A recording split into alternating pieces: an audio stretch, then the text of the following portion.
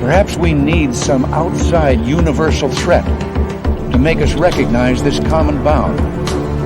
I occasionally think how quickly our differences worldwide would vanish if we were facing an alien threat from outside this world.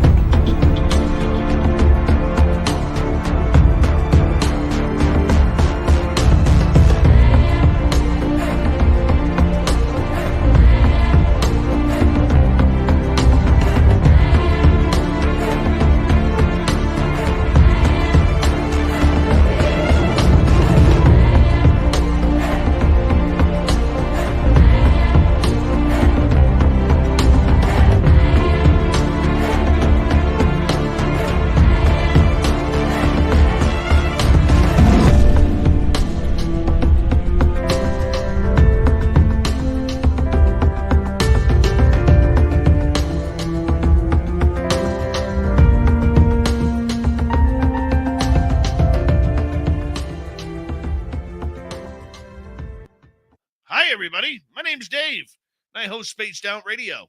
How y'all doing?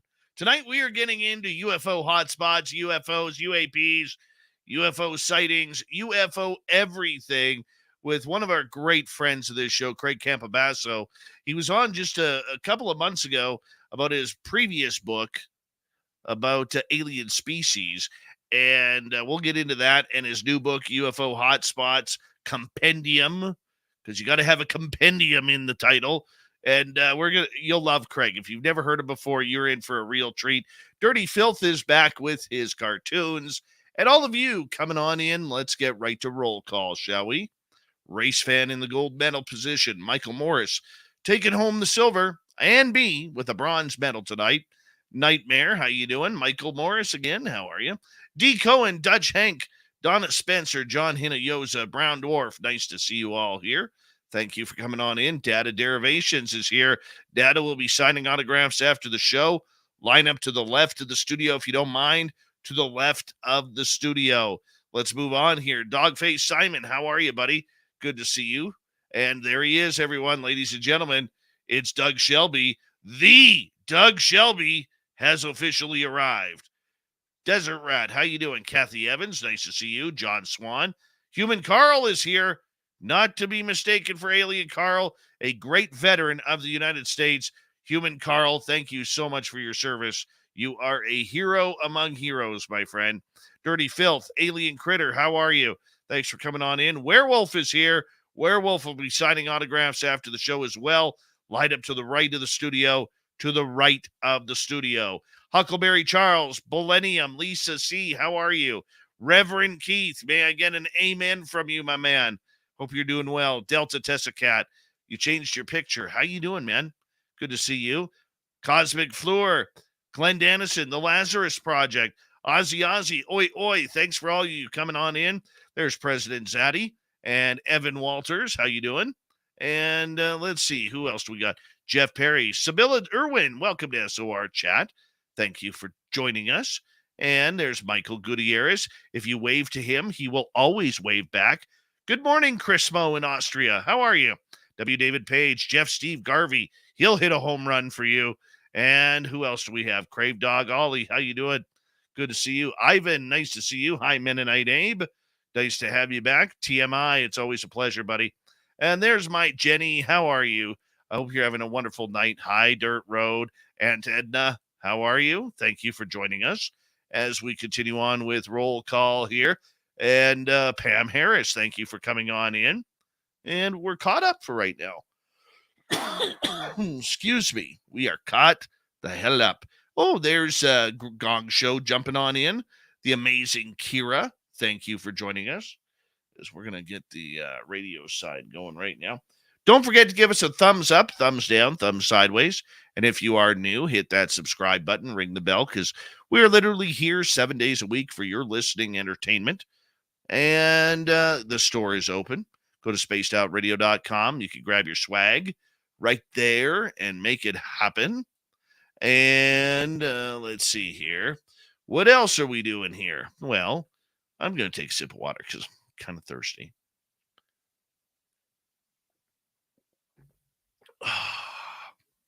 There we go. There we go. Craig Campobasso, once again, our guest tonight on the show. And don't forget, mark on your calendars, because it's going to come quick. May 19th to 21st at the Golden Nugget in Las Vegas, Nevada, where we are going to have the second annual fan party, SOR fan party. We're gonna tell Craig Campobasso he's got to come this way since he ditched us in Denver for the MUFON Symposium. So he's going to have to come to Vegas and hang out with us. And why not? There's a double celebration happening that weekend. Not only is it a fan party where we all get together and show each other love on the topics of woo, but it will be celebrating my 50th birthday as well. Kira, I know, is cringing at this, but she will show up as well and sign autographs after the show. Here we go, everyone. Horns up. Let's rock.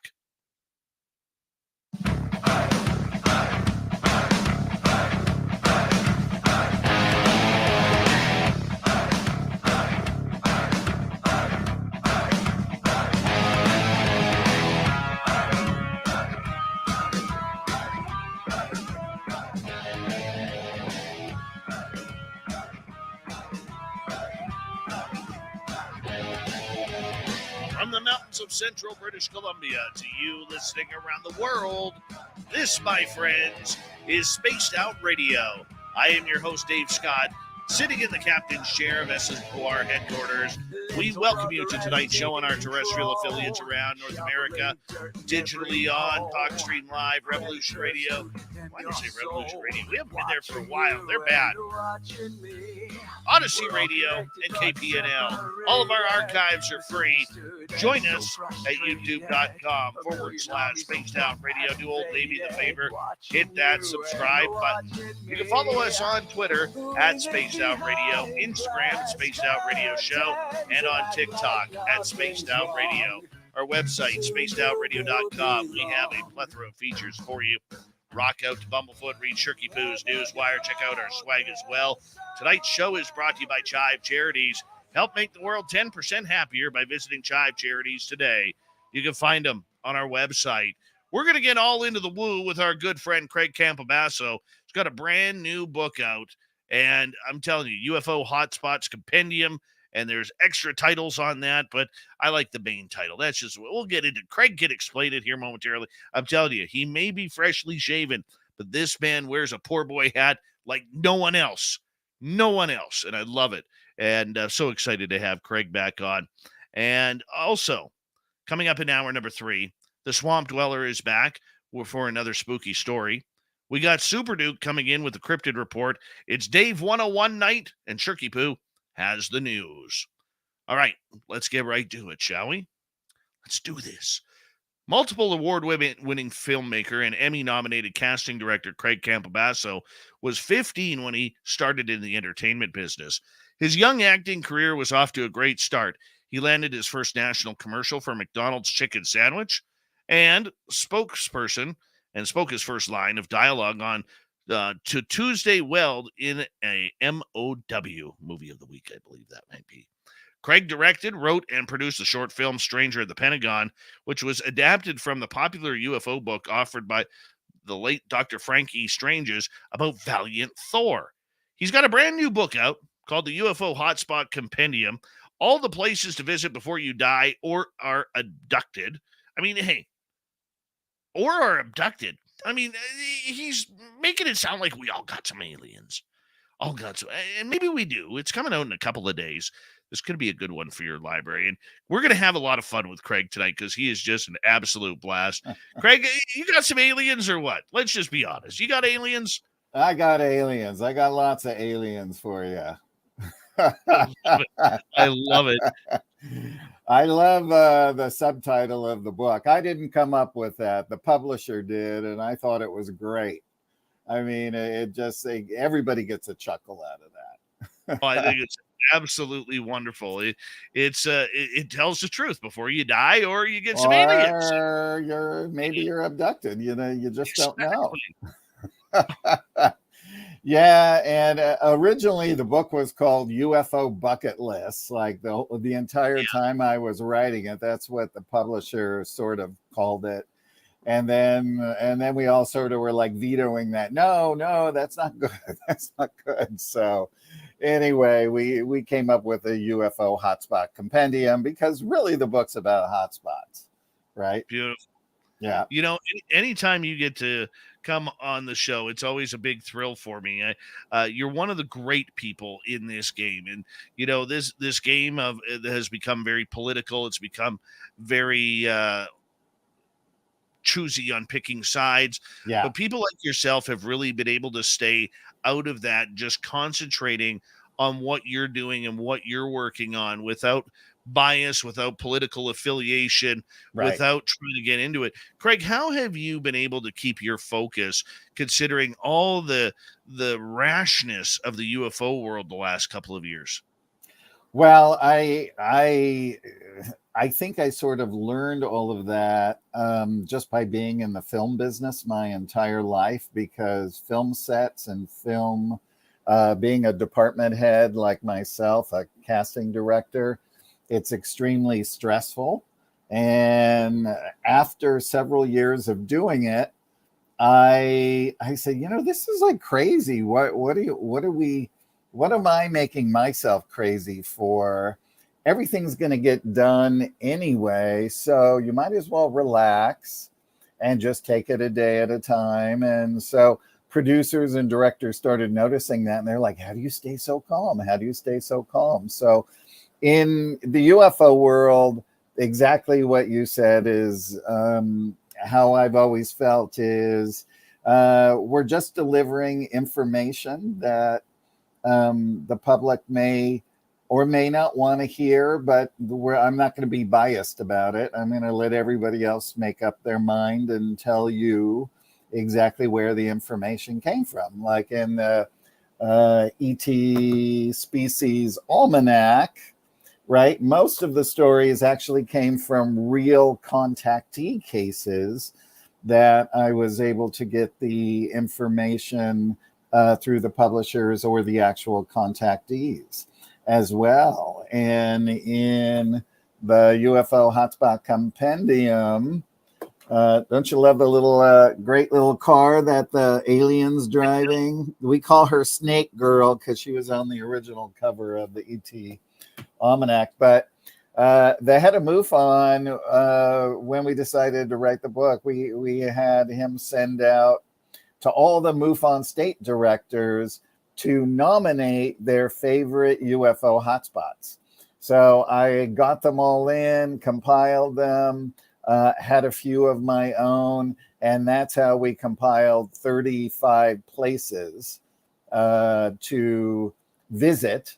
And really what I do in the book is I give you a long version of the story of that place and what's the most updated information, and then the investigations, if some are current, what were MUFON's findings, what were Project Blue Book's findings, what were different things like Giant Rock. I worked with a historian, the Integratron. I had access to their archives as well as Dave, get this, one of the original people who was with George when he began channeling underneath Giant Rock in the 50s. And she's still alive today. So I was able to, and I've been really good friends with her for over 20 years. So I've heard all these stories. But anyway, I incorporated a lot of her early stories because her and her husband were very close to Van Tassel. So that's pretty cool, right? Very cool. You know what else is cool is we have a little bit of a tie to you here at Spaced Out Radio, because our Keith Andrews comes in the first Friday of every month to talk about the woo and the weird, the strange of UFOs. And, we get a lot of people supporting him. We get a lot of critics saying, is this guy nuts? But you actually got to work with him hand in hand here. I don't know if we can officially talk about the project yet or not. We can. Yes, we can. Oh, beautiful. So you want me to do it or you want to say it? You go right ahead. All right. Well, thanks to you, we're our dear close friend, mine and yours, Lori Wagner, who is one of the producers. We're making the ET Species Almanac into a documentary, along with documentarians Tanya Maidenford and Frank Jacob. Right? They were with me on Stranger at the Pentagon as well. So anyway, we've been putting it together. We're a little over halfway through. It's such a long, tedious process, but anyway, we're able to have Keith Andrews be a part of the documentary, talking about some of the extraterrestrial species that he knows about, that he's aware about as well. And others that we have in there are real live contactees that are face-to-face with extraterrestrials, which is super cool. We're doing something different than a lot of other documentaries. So we're interviewing really obscure, interesting people that have affiliations with positive and negative extraterrestrials, and neutral as well. So, yeah. That's awesome. Yeah. That is awesome. You know, and Lori's in our chat room tonight, by the way. Good. Hi, Lori. So we have to give a shout out to her. Lori Wagner, she is one of these behind the scenes people who just has one of the most giant hearts. And she is just all about getting the information out there. And she'll never come on an interview. You'll never see her publicly outside of our chat room tonight if you're watching on YouTube. But Lori, here's a big kiss for you. Mwah! Mwah. Love you. And I dedicated the book to Lori. Good. She deserves that. She does. She is one of the good ones out there. And I know she's blushing while drinking her glass of wine right now. But nonetheless, we love you, Lori. And she says Craig is an excellent director. Yes, he is. Thank you, Lori. So I can't wait for that. And I really hope that you and Keith were really able to blend a lot of what you knew going in, because you guys didn't know a thing about each other. But I hope you were able to blend a lot of what you had found out compared to what he had learned through his own life and experiences. Yes, absolutely. I mean, there's so much. Ever since I wrote the ET Almanac, I have been contacted by so many people all over the world who are having experiences with extraterrestrials, some of which I've never even heard of, or they would explain to me what they look like and things of that nature. I mean, it is so widespread, and there's many people who are having such incredible positive experiences where they're actually having a spiritual elevation during and after a lot of these things. And the other thing that it was kind of going through my mind today is some of the people who have been abducted, even though it was a frightening experience, that years later, when it may have surfaced and they went and did some regressions and they found out about what happened, is that all of a sudden they had a new special gift. It could be that they were now extremely psychically aware. It could be that they are now proficient in one area. And this always it started to make me think, I wonder if at a certain point, and by the way, these were just abductions of examinations, and I'm talking about not raping of genetic materials, is that it made me think that maybe this was an exchange that was happening, and that maybe those ETs actually had a conversation with that person's soul and spoke to their higher self, and they agreed to it in exchange for a gift, right? So I just found, that interesting, because I've been researching so many cases lately, and it seems that seems to be the pattern. Are you an abductee yourself, Craig? I'm not an abductee. I'm an experiencer. I experience being on craft. I experience when I was 26, I had a spiritual awakening by 3 master teachers. And that's how my journey began into this road, and really going on to a really deep spiritual path, and trying to bring a lot of this information from the universe here to Earth, so people could figure out what it is out there. Like, we have Star Trek, and Star Trek goes out there. The book series that I wrote, the Autobiography of an Extraterrestrial Saga, is about them in conjunction with working and raising Earth, so that Earth will rise up out of duality and rejoin universal society again. So it kind of goes, it's kind of the opposite of Star Trek, if you will. Well, the reason why I ask is, I'm an abductee. We have a number of abductees who listen to this show, and all of our stories are different, yet somehow the same. Yes. We only remember snippets. We only remember fractions of seconds that affect us in going to bed, or wondering what's lurking around the corner. Out of all the abductees and contactees you have talked to over the years, and specifically, your last book about the species, and now getting into UFO hotspots, what have you learned about this subject in regards to people? Well, the majority of people who are having benevolent experiences, or they're experiencers, they do go up on craft. They do see beings as well.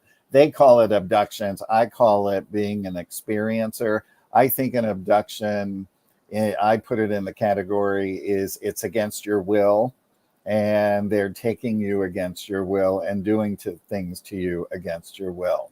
But what I've learned is that really it's about a consciousness raising program. And this program is for us to rise up and out of duality and ascend into, of course, the next dimension, into our next experience as well. Now, then you have the more malevolent races who are trying to stop that. And I have talked to many people who are having benevolent experiences about them having horrific nightmares and dreams about reptilians trying to knock them off their game, even going into a whole family's consciousness. This one family, they're extremely highly vibratory spiritual unit, and they have 2 kids, and the kids are highly vibratory, and they all are having the exact same things at night. And so anyway, I was able to talk to them, and of course speak to the kids and tell them, look, this is just the polarization trying to knock you off your path. Even if you stumbled for a year or 2, they would be happy, right? So we don't want that to happen, because people, when they start going into fear base, they stop progressing and they stop growing as a human being. True. Yeah. Very true. And we have heard so many stories on this show from abductees who, can't keep a job, because the abductions are happening so frequent that they can't sleep. They don't sleep at night. They're paranoid to sleep. And the only time they do get sleep is right after they wake up after being gone. And, That's right. I mean, I'm a firm believer that I really believe, Craig, that abductees and experiencers, for the most part, are having good encounters, even though they're taking us against our will. And I think that the real nasty encounters are at the minimum. I mean, we Yes. can't sit here and say everything is bad, even though it sounds bad, because we're not used to it. We just don't know. But there's a lot of interesting encounters people are having, like getting sucked up into an orb, and they get inside this orb and it's the size of a football stadium. How does that Mhm. work? I mean, there's just way too. There is, yeah. It's interesting. They have, you can be in a very small container, and when you're in that container, it's infinite. They have this ability for this contraction and expansion. I find that fascinating as well. So, but I will tell you, I have over the years spoken to many actors, people in the business. I usually start off with is if some positive extraterrestrials asked you, would you go on a ride on their ship? I would say most of the people said yes. A small percentage said no because of they were terrified. But then I heard other encounters. There was one person that I worked with in the business, and he confided in me that he would wake up at night and literally there is a gray over him with its eyes this close to his eyes, and he flips out, right? And so he developed a pattern, which was he would make sure that he had plans every single night so that he wouldn't get home until at least 1 or 2, because then he would be so dog tired, he would go to sleep and wouldn't wake up and not have to deal with it. Right? So, yeah. And another one was another person that I worked with who, when her child was small, about 8 years old, that she saw white lights. They have a big front yard out in the kind of country by the ocean, and she saw this light come in, and she ran into her daughter's room, and there was a gray coming in, and the gray had her and was pulling her out the window, and she grabbed her daughter and she pulled and pulled, and they fought, and she said, "You are not taking my daughter. You are not going to do this."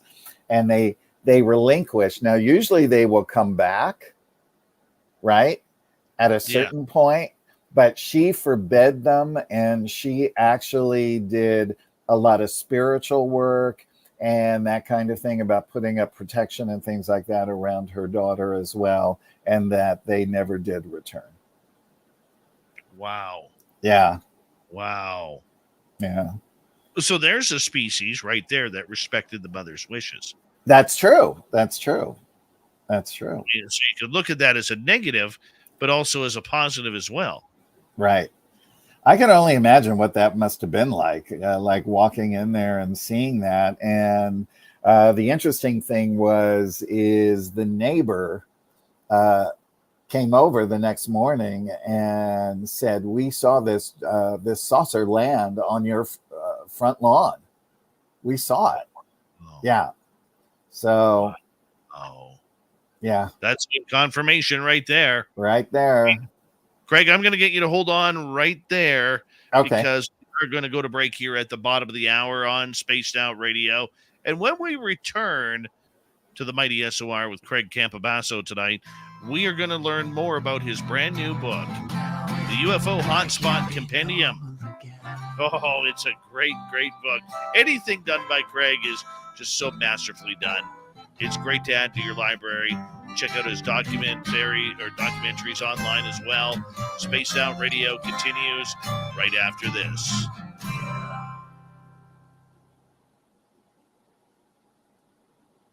All right, we're clear. I'll tell you a little bit of a creepy story. Oh, tell me.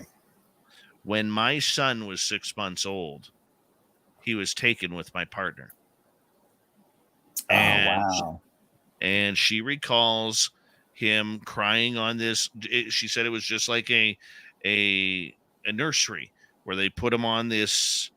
They put him on this little table, and he was crying and kicking. And they took off his jumper, they took off his diaper, and they were measuring him. They did nothing to hurt him.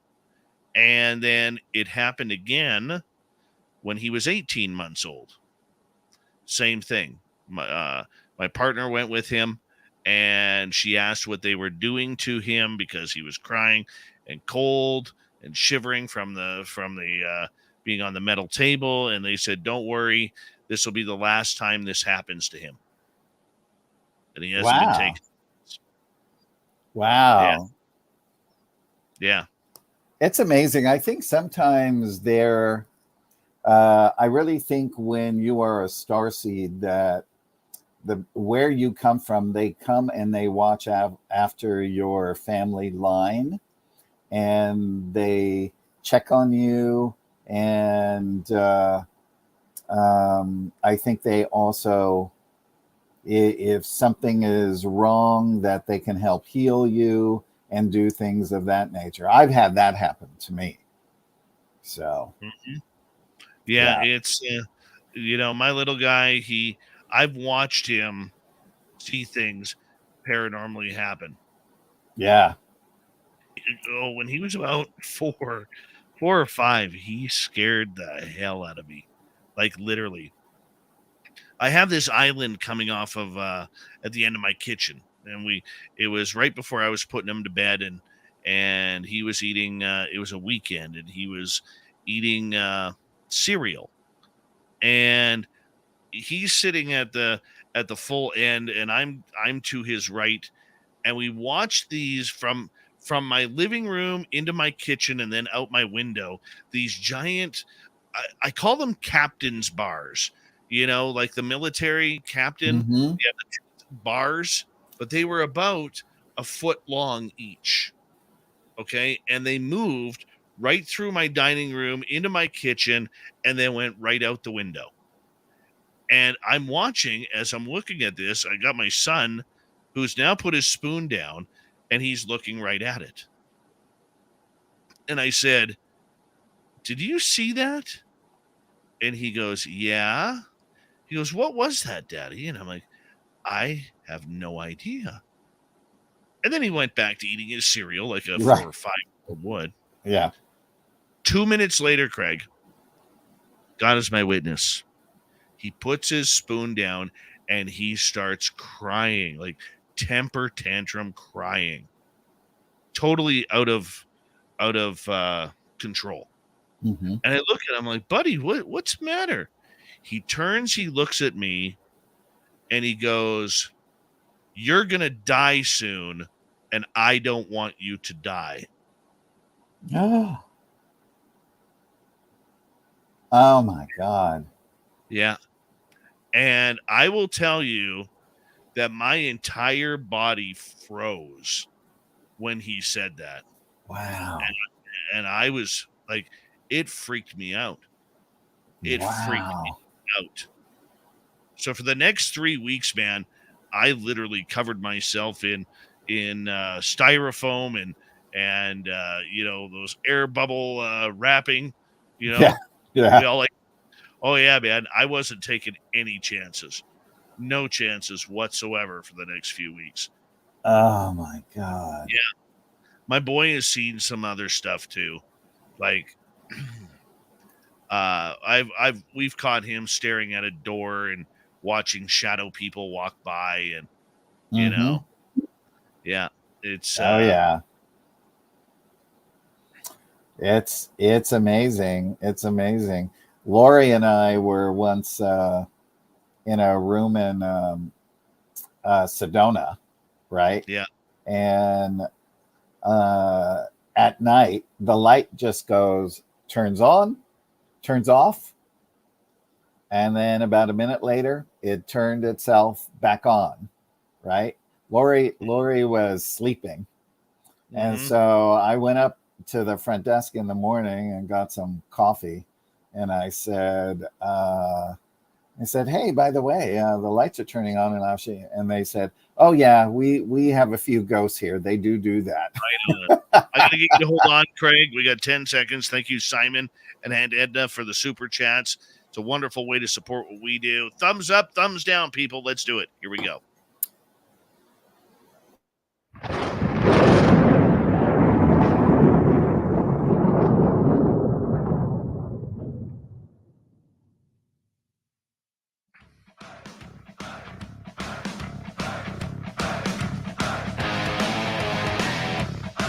We passed the halfway point. Actually, we've passed halfway point the first hour of Spaced Out Radio tonight. My name is Dave Scott.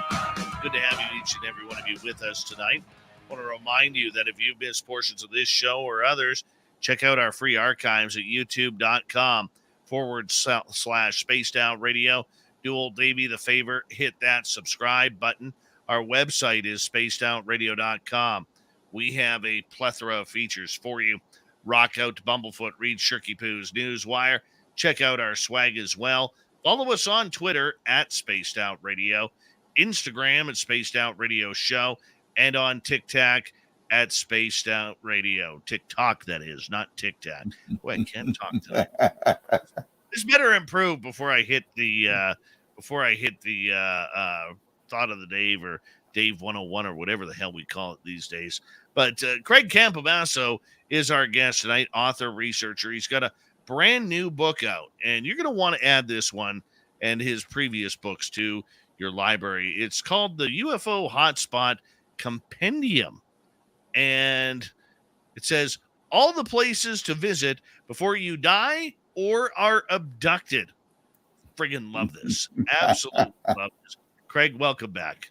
Thank you. I'm happy to be here. Okay, I got to ask you, on your book cover, there's a UFO. It has a bumper sticker on it that reads, I love what? Sedona. Oh, Sedona, Arizona. Sedona. Oh. I actually, they put something, I heart something else. And I said, no, put Sedona on there. That's my favorite place. So they put Sedona on it. Very cool. Yeah. Very cool. So tell me about this book. I think there are a lot of hot spots. Sedona being one of them, obviously. Yes. I think the Nevada desert is one. I believe that near Vancouver and into what they call the Lower Mainland is another one. I know the West Coast more than I know the East Coast when it comes to things. But tell us what a UFO hotspot is. So a hotspot is a place where UFOs or UAPs have frequently been seen. Now, this could be in the past, or it could now be in the present, because it seems that a lot of times there could be several years, right? Like Gulf Breeze was a certain period of years. I can't remember the exact amount. And then it seemed to have died down. And there's frequent, not frequent, but there's few sightings and things like that still happen. But we never know if it's going to kick up again or not, right? And then we have the hot spots where you're pretty much going to see something if you go there, especially if you have night vision binoculars. That is really an essential. So ECETI Ranch, for instance, is what we call the Galactic Airport. And I was there. I went with Lori, and we went with another friend of ours, Jordan. And when you're there, you're literally looking out in the Skywatch area. You're looking out over a couple of miles of just open field. And then what sits at the end is beautiful Mount Adams. And what happens at night is there are these anomalous lights that sort of flash on the mountain. And a lot of people think that they could be hikers or things like that, but it's not. From what they say is that It just happens sporadically, and sometimes some lights are brighter.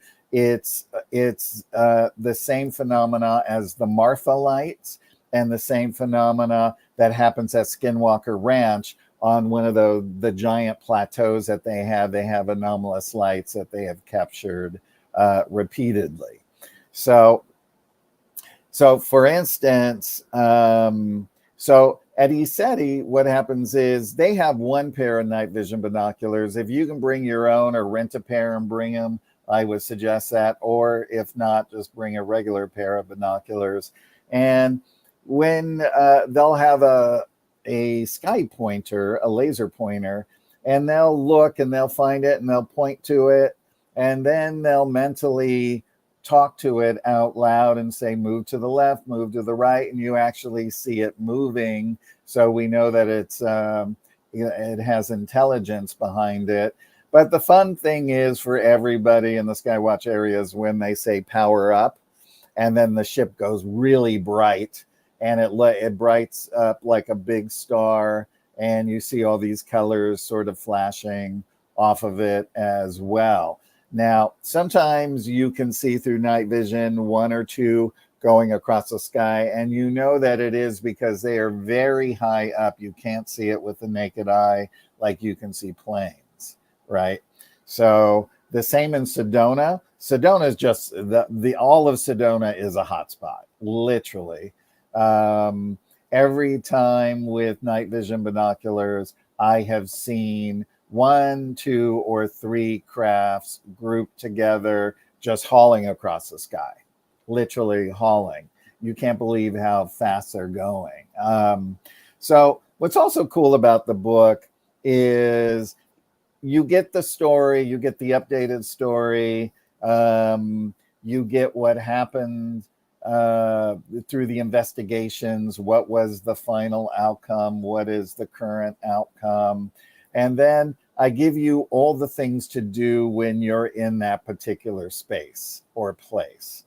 And for instance, if you're in Sedona and you want to go UFO hunting, or you want to go take a tour of the Bradshaw Ranch, which we're going to talk about in a little bit, is that you can hire the person in the book who is that's what they do for a living. They're a tourist, and they have, I think, 5 or 6 pair of night vision binoculars. So people who go out on these, every single person has their own pair, and she looks for them in the sky and will point also with a laser, and everyone can also see them. Melinda Leslie, absolutely. So she'll be on our show next week. Oh, perfect. Yes, so we've got Melinda's information in the book as well, and in a lot of the other hotspot places for people if they really want to do those kind of things. I would really suggest, if you do want to go to the Bradshaw Ranch, that you call Melinda. You need somebody to literally take you out there, because you need a 4-wheel drive to get to where it is. It's in the Verde Valley, and it's in the middle of nowhere, and it's kind of terrifying. I have a friend of mine who goes by Hoodoo Tall.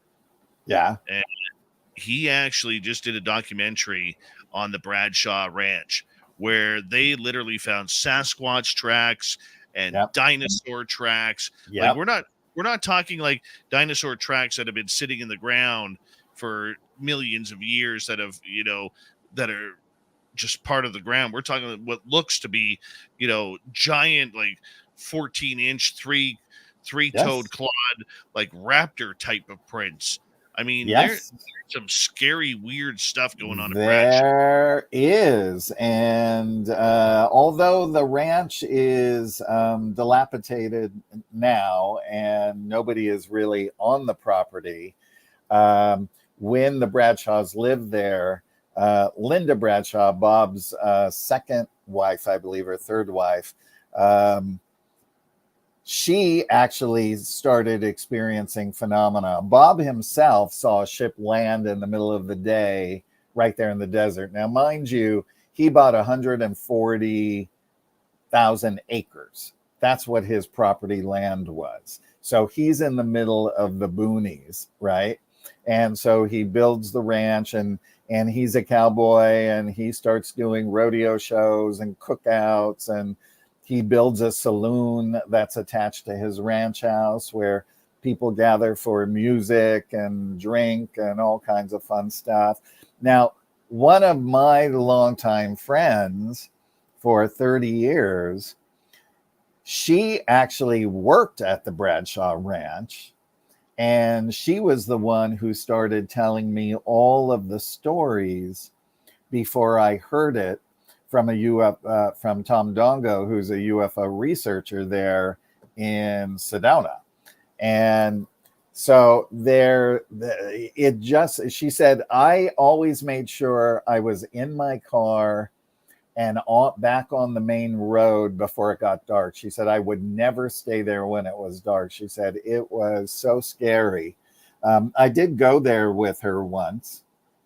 And I will say, because we didn't have a four-wheel, we had to leave the car at a certain point. We had to hike in for about 45 minutes. And if you're sensitive like I am, you could feel the dimensions and things opening up. You could feel things looking at you. All I wanted to do was leave.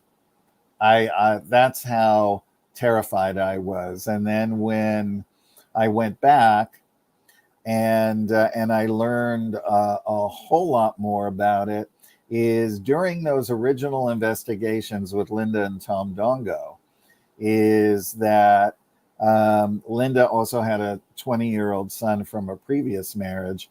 And so they would snap lots of photographs. And when they would film things with a video camera, what they got on film was actually in another dimension.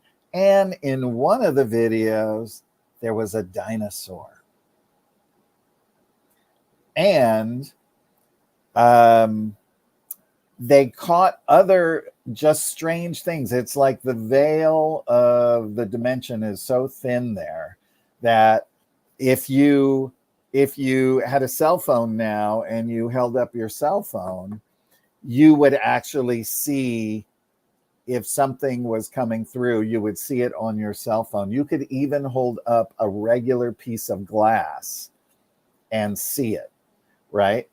And just whatever is going on. Now, there was an albino female Sasquatch that Linda named Big Girl, and she was always hanging around the horses at night, not to harm them, but to protect them. So Linda started gifting her vegetables and fruit on a plate, and she would put it up on one of the posts by the horses in the corrals. And in the morning, she would find sticks and stones on the plate with all the food eaten.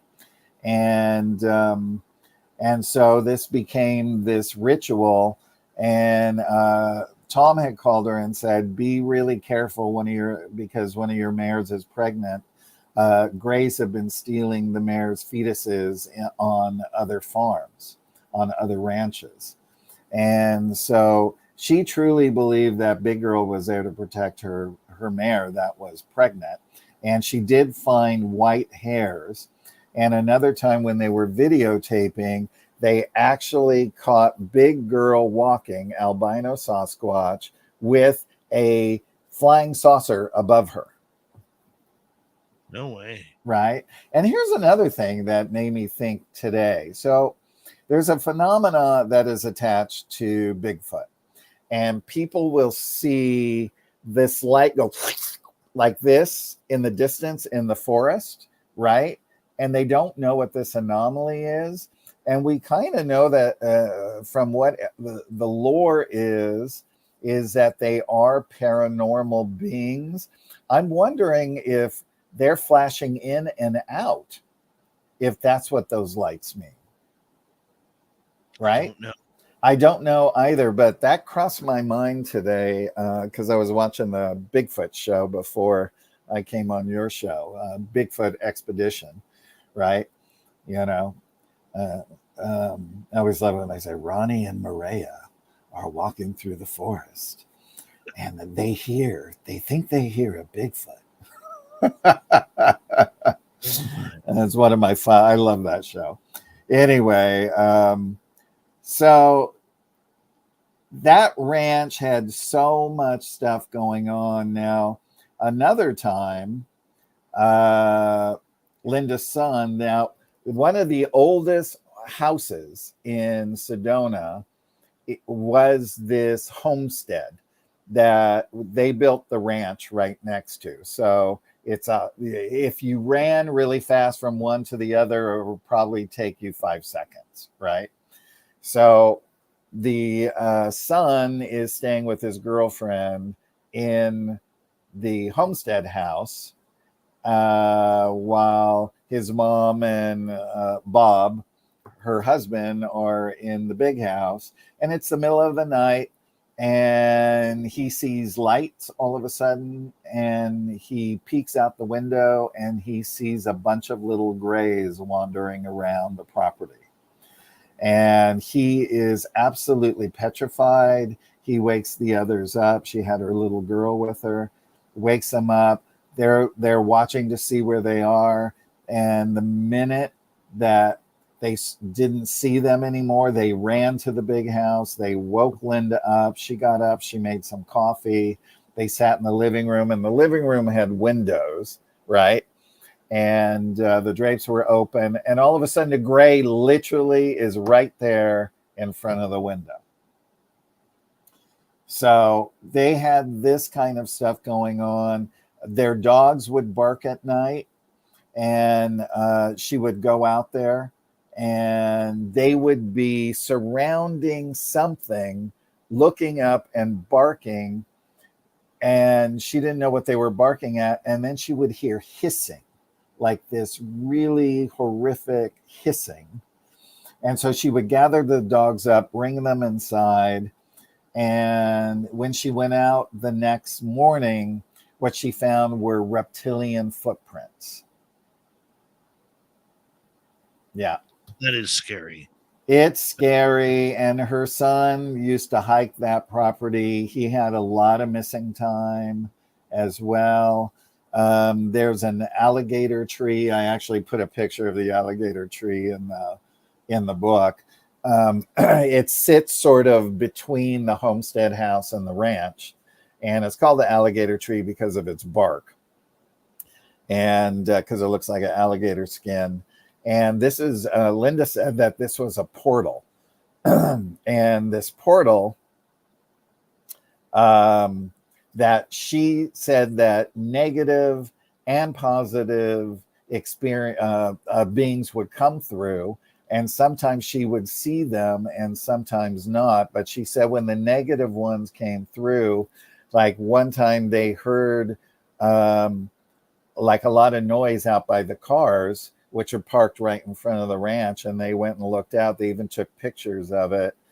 And it was like something was squeezing one of the trucks, and it concaved on the side, right?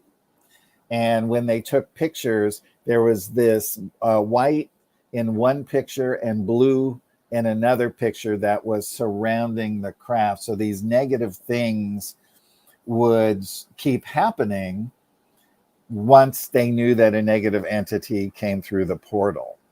And the other thing that they say to be aware of, there's a windmill there, and that people who go too near the windmill, or if they go to tempt fate and sit near the windmill, that they will have missing time. Lots of people have had missing time there as well. So here's the update that's not in the book that I just found out from our MUFON buddy, Ron James, right?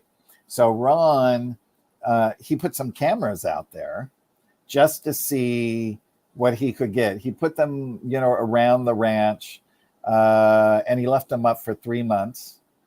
And he said, I went through every single one of those pictures. And he said, Craig, do you know that there was not one animal in any of the pictures. He said, I didn't capture anything, but he said, what I did see in one thing was a pixelation that was moving in the background that went behind some trees and disappeared. Now, he had just bought a new truck, and his truck was parked, of course, outside the gates because you can't go on the ranch, right? You can see it. It's pretty easy to see. And when he came back, there were all, now everything in Sedona is red clay, red rock, red dirt. There was white markings on both the sides of his car door, like large swipes of white clay.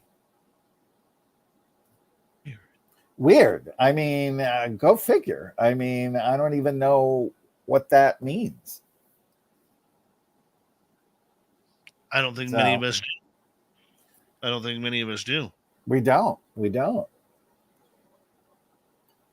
So anyway, that's sort of like, it's my favorite place.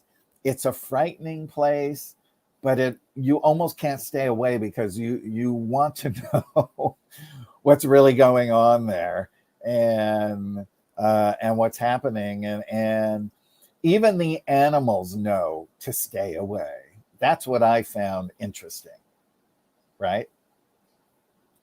Well, there's so much out there and so many different types of hotspots where areas are taking off.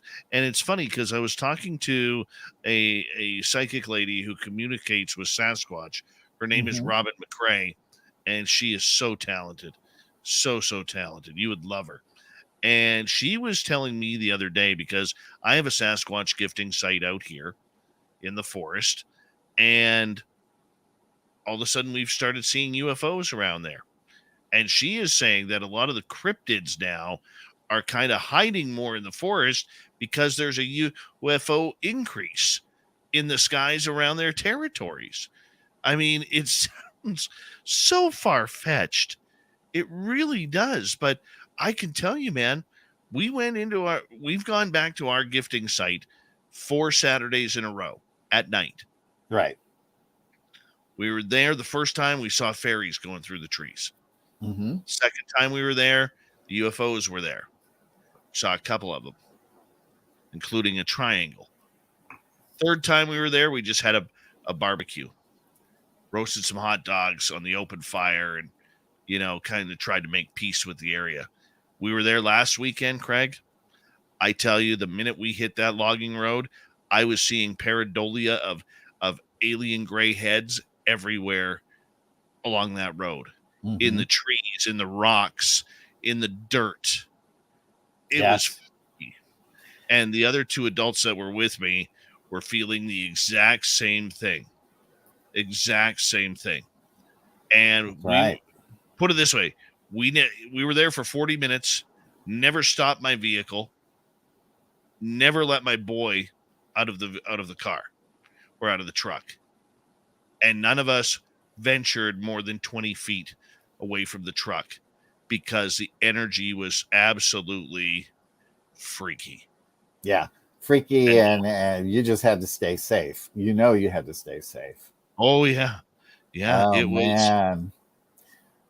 I in the early 90s, I first went to Sedona for the harmonic convergence in 87. And I usually go back at least once a year, every single year. And I would take different friends with me each time and give them a tour and the whole UFO thing. And so I took one friend. We're staying at a hotel, and we decided we're going to get up at 3 a.m. and we're going to drive out the secret canyon. And this is before they built the golf course and all this stuff. Hold that thought. We're going to go to break. We'll come back to Secret Canyon when we return with author Craig Campobasso on Spaced Out Radio. His brand new book, you're going to want to get it, UFO Hotspot Compendium. Comes out in 2 days. All the places to visit before you die or are abducted. Hour 2 is next. Okay, good. Can I go pee real fast? Oh yeah, I'm going I'll too, pee. man. All right, good. Dirty filth. It's all on you, man. It's all on you. Hold it up for us. There we go. Right, yeah. Dirty filth. Oh, that's cool. Well, everybody's going for smoke break now.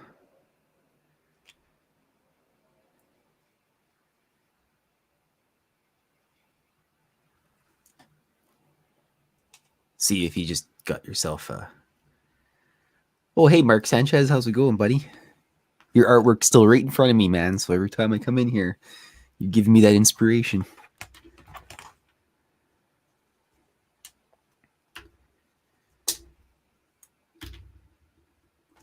I'm working on my second book, and I decided that I should redo the characters for the little character page that I have in there. See, what I did here is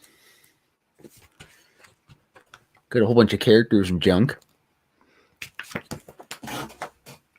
So this is the updated version, because you can't reuse the old stuff. That's not my cup of tea, although I like tea.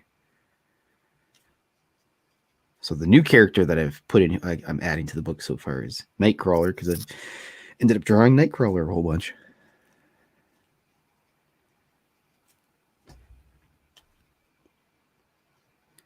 Because you got to have the dramatis personae at the start of the book. It lets everybody knows who's in the book and everything. And nobody does that kind of stuff hardly anymore. And I always like that. They have all the list of the characters in the book and a little snippet about them. So I figured I might as well transfer that over to my cartoons if I'm going to make the book. So that's what I'm doing this evening. I hope everybody's having a swell time.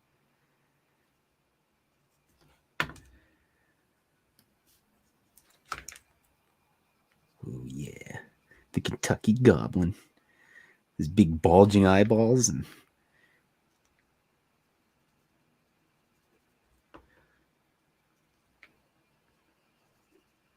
been drawing a little bit of the Goblin a lot lately as well. Just little sketches in my sketchbook.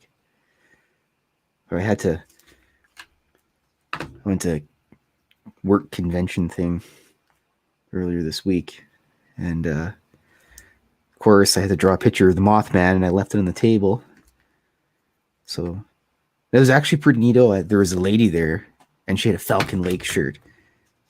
And I was like, "Oh, hey, do you know that there was a UFO there's a UFO encounter at Falcon Lake?" And she just kind of looks at me and she goes, yeah. Like, so I took that as my cue to saunter away. And then I went back to the table I'm sitting at, and everyone's talking about stuff. And I go, "Oh, did you hear about the Wilson documents coming out?" And they're like, "Oh, okay, dirty filth. What do we got?" And so I had to tell them about that. And actually, it's kind of funny because my boss is really, I got him and my secretary lady all into this stuff, and they're like, I go to work and they go, "Well, I watched this documentary last night about Sasquatch, and have you ever heard of Missing 411? I'm like, "A little bit." Then they tell me all the stories, and I heard them, and I'm just in my mind, I'm just grinning, knowing that now they're down that rabbit hole, and Kim's never going to go to sleep at a normal time anymore. Alrighty, got that guy done. Oops. Forgot the rest of the tree line for the Kentucky Goblin down there. Rest of the tree line. Yeah. Ooh, it's almost time to ink this stuff as well. That's my favorite part. Oh, hey, Craig. I'm just rambling away here. I know. I'm just watching you draw everything. It's so cool. Oh, I gotta do up the Man in Black, and I gotta do the nameplates, and then yeah, it's like magic. I need to get one of those speed TV things or whatever they are. Time lapse. That's what it is. There's my technical jargon. It's just terrible. Yeah. Absolutely.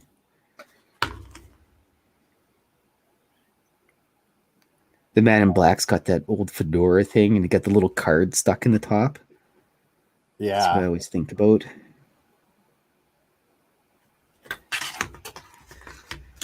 And in one cartoon, I had the Nightcrawler stealing a pair of pants because he's basically just legs.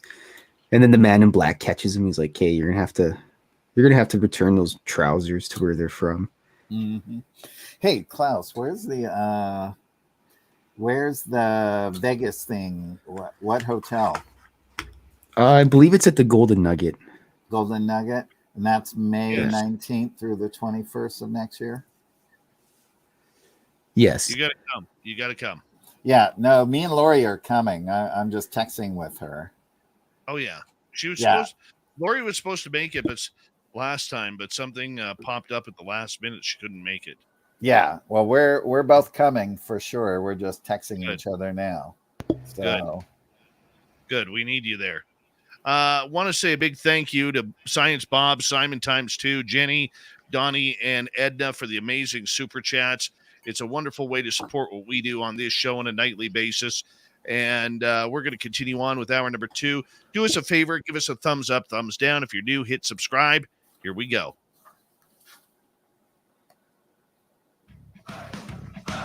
You're listening to Spaced Out Radio with Dave Scott. Follow Dave on Twitter at Spaced Out Radio and on Facebook, Spaced Out Radio Show. Here we go with hour number 2 of Spaced Out Radio tonight. Thank you so much for joining us. We really do appreciate earning your listening ears wherever you are on this beautiful planet we call Earth. Hello to everyone listening in on our terrestrial affiliates around North America, digitally on Odyssey Radio, TalkStream Live, and KPNL. All of our archives are free. Join us at youtube.com/Spaced Out Radio. Do old Davey the favor, hit that subscribe button. The Desert Clam has set the password for tonight in the SOR Space Travelers Club. Kedge. Kedge is your password. Use it wisely, Space Travelers, as the Clam sets the password each and every night right here on Spaced Out Radio. Our website is spacedoutradio.com. We have a plethora of features for you. Rock out to Bumblefoot, read Shirky Poo's Newswire.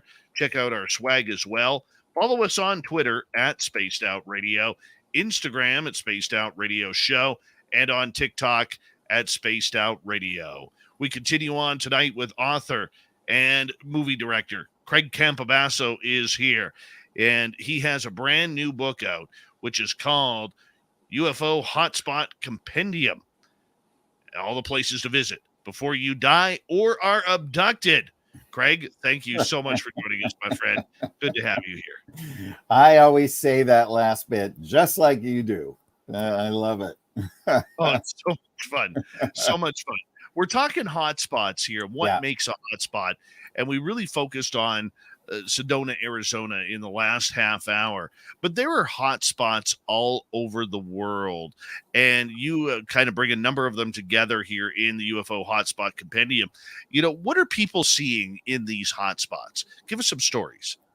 Well, the book primarily focuses on hotspots in America and Canada, not around the world, because that would have been a much larger encyclopedia.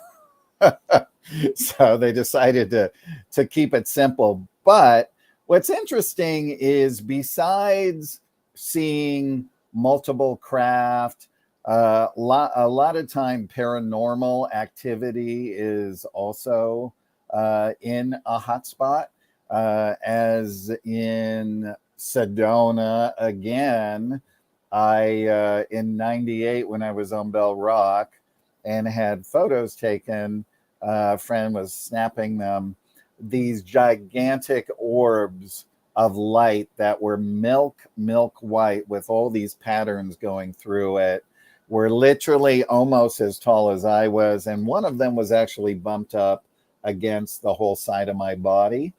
I can't remember which one they put in the book, if it was one of just a giant orb or the one against my body. And then another time I was driving down towards Bell Rock, to go and do a little hike and a meditation. And all of a sudden, I saw this large metallic orb, eye level with me, going, whoa, like this. And I grabbed my phone and I actually got it on film. So I did put that in the book as well. So people are seeing all kinds of things. But then if we start to get into more of the other hotspots and stories, like people are seeing extraterrestrials, people are seeing different things, negative and positive. Just trying to find my little cliff notes.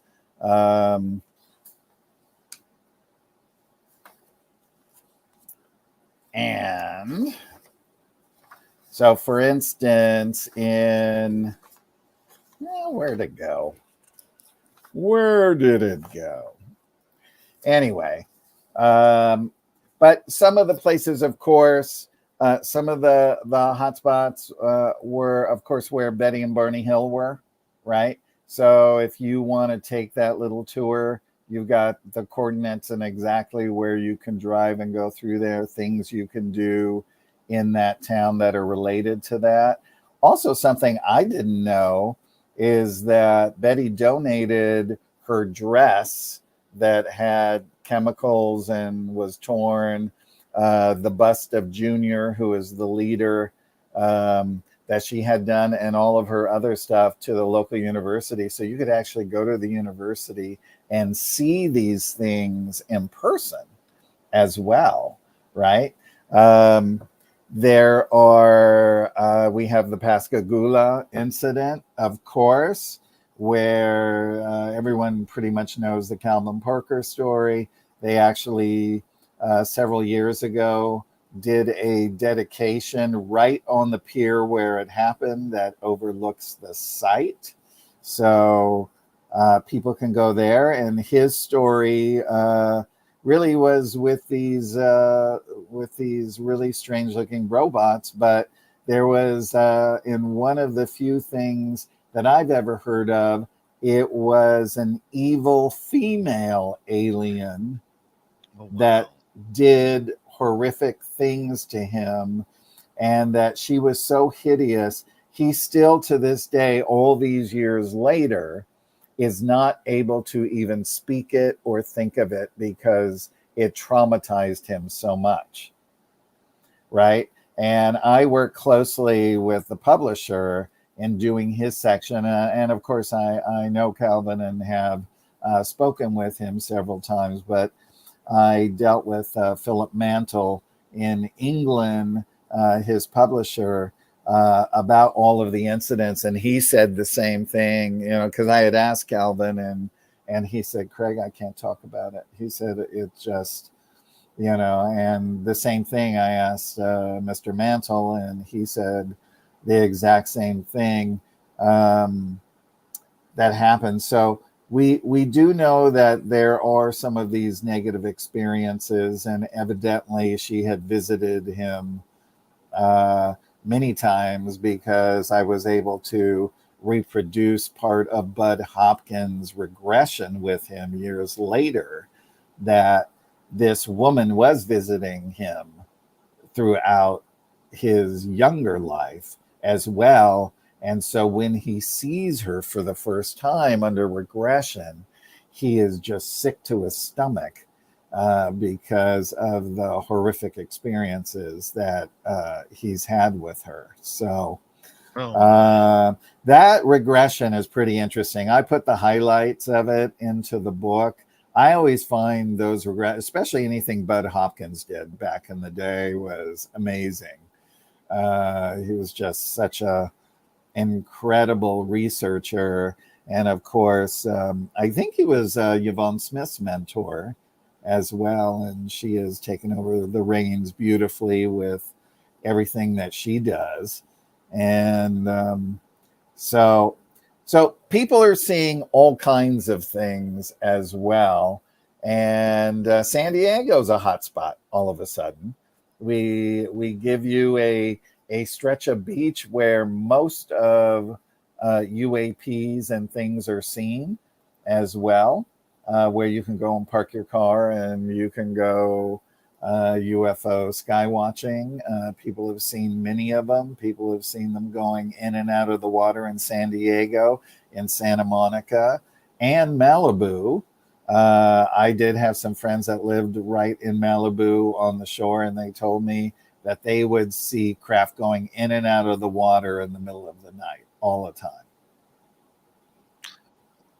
Because I'm Canadian, I have Yeah. to find out, where did you find hotspots in Canada? All right. So the two main hotspots are the Shag Harbor incident, right? Yes. And which is fascinating. I work with Chris Stiles, who is a MUFON investigator. He and his partner, Doug Legger, they actually reopened the case, right? And I'll give you guys a little thumbnail review of that. So it's nighttime. Something crashes into the water 200 to 300 feet offshore. There's a 18-year-old gentleman named Lori. He's with his girlfriend. They think a plane has crashed. They call the mounted police. They come out. Their main concern is for survivors. So they immediately get a boat and they go out towards the boat. They get a rescue ship to come out as well. And as they're approaching it, they see these sort of orangey yellow lights bobbing on the surface of the water. They're not quite sure what it is. As they get closer, they sink into the depths. And when they get there, there's nothing there. There's no wreckage.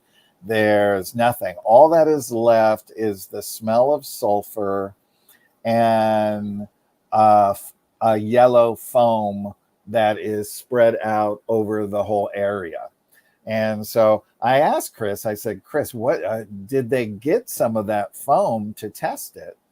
And he said, Craig, they had nets, but every time they would reach, way down and scoop it up, it would just dissolve through the net. So no, they did not get anything of that nature.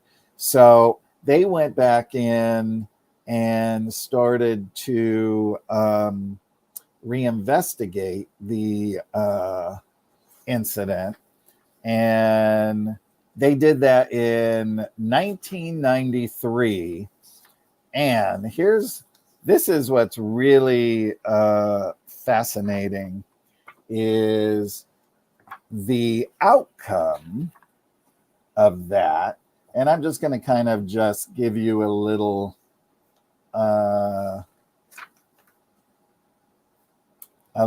thumbnail of that.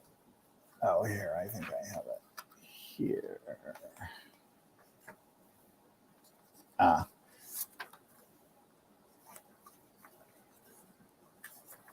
All right. Sorry, guys. Getting there. All right. So what they found out that nobody else found out on that night is that the U.S. Navy, by the way, where this was is very close to the U.S. border. Yeah, right? Near Maine. It's very much exactly I believe near the base of Bangor. Yeah. So they said the U.S. Navy flew a high-altitude photo reconnaissance mission in the area. NORAD launched a 35-minute strategic air command operation over the crash site that was noted in APRO's preliminary report. Barrington Baccaro and CFS Shelburne, the two nearest NORAD bases, drew half of their staff from U.S. military personnel, right? And that there was talk of a second simultaneous search for a USO in the waters off Shelburne County's Government Point.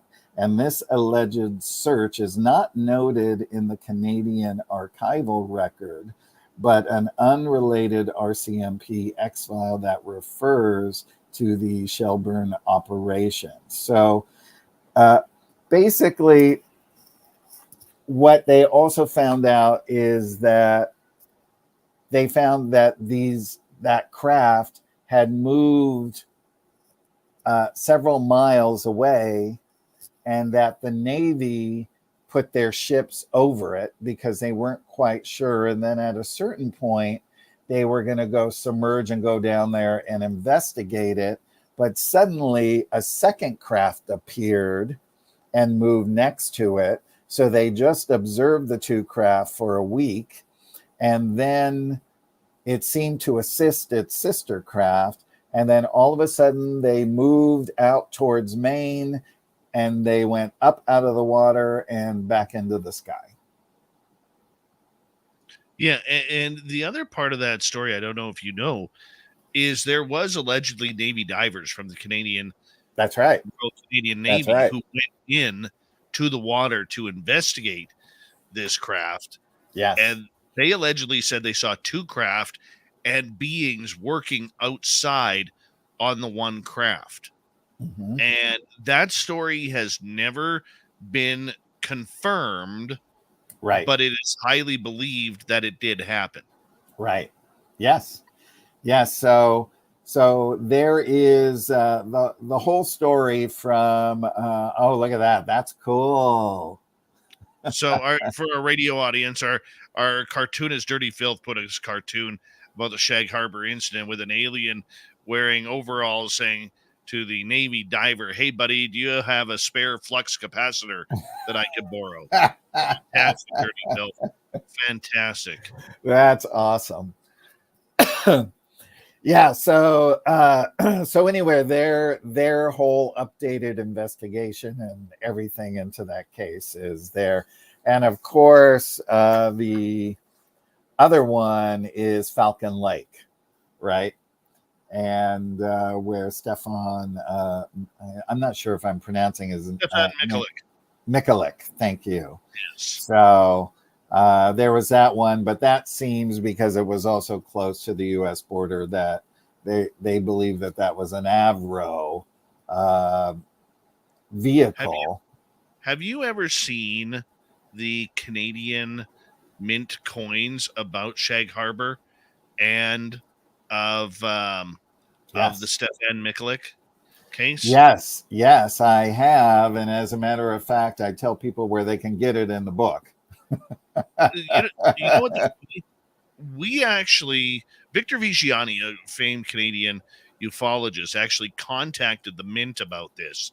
And this is what I didn't understand about the words from the mint. They said, we make coins regarding Canadian heritage. I never knew that Canadian heritage was or ufology was a part of that. Never knew. Yeah. And these coins now, they were originally selling for $125 Canadian, are now up on eBay for as much as $2,000-$3,000. Wow. That's amazing. Yeah. It's unbelievable how they took off. Unbelievable. Mm-hmm. I think the first one was the Stefan Mikulik one, where that coin was shaped like a alien head, an alien gray head, or a guitar pick, and it glows in the dark, and it sold out in 7 days. When the Shag Harbor one came out, it sold out in like 2 days. Wow. Just crazy.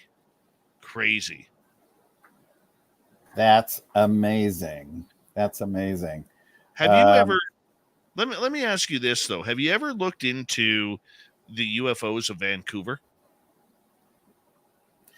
I'm just looking for that right now because I can't remember because there was a huge craft over the Bonaventure hotel, and I think that might have been Toronto, that people who were up at night in the pool were like floating. Yeah. And they saw that. And then of course, you guys have the UFO landing pad, which is a very cool thing as well. So, but no, tell me about that. Well, if you look into the Vancouver Lower Mainland area, Vancouver gets a lot of rods and Right. oars, especially Yeah. over the Cascade Mountains. But if you head about half an hour down the highway east from about a town called or a city called Langley, right to where you start going into the Fraser Canyon, at a town named Hope, it's all black triangles. Wow. And here's the interesting part about it is, if you follow David Paulides' Missing 411, the Cascade Mountain Range is number 2 to Yosemite National Park for people who disappear under weird circumstances. Wow. Yeah, it's phenomenal. Phenomenal. How many people are seeing black triangles?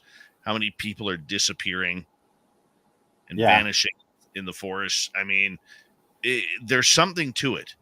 And whether there it's is. portals, what do you believe it's portals? We got about 3 minutes to go here, Craig. It could be portals, or are they actually being abducted by something and taken somewhere else? We don't know. I mean, the Gulf Breeze case, Ed Walters in his book said that he could telepathically hear other humans on the craft that he was seeing who were screaming and crying out to be lit out, that they were locked up in some kind of cage. They were locked up. So, and the interesting thing is Dr. Frank Strange has told me, he said, I was talking to Valiant Thor one day, and I just want to tell you this. If you ever see craft that look like beehives, and those in the Gulf Breeze look like beehives, he said, run. They are the most evilest beings in the universe. Really? Yeah. So wouldn't that be like Kecksburg, the Bell incident? Yeah. Yes. Kecksburg is great. I actually put that in the book, and there's a lot of research to back that up, to prove it. Lots of eyewitnesses, everything. I mean, my book agent was actually saying, "Oh, that one's been proven false. That's a fake." And I said, "Oh, I didn't know that." And so I started digging into all of the research, and there are so many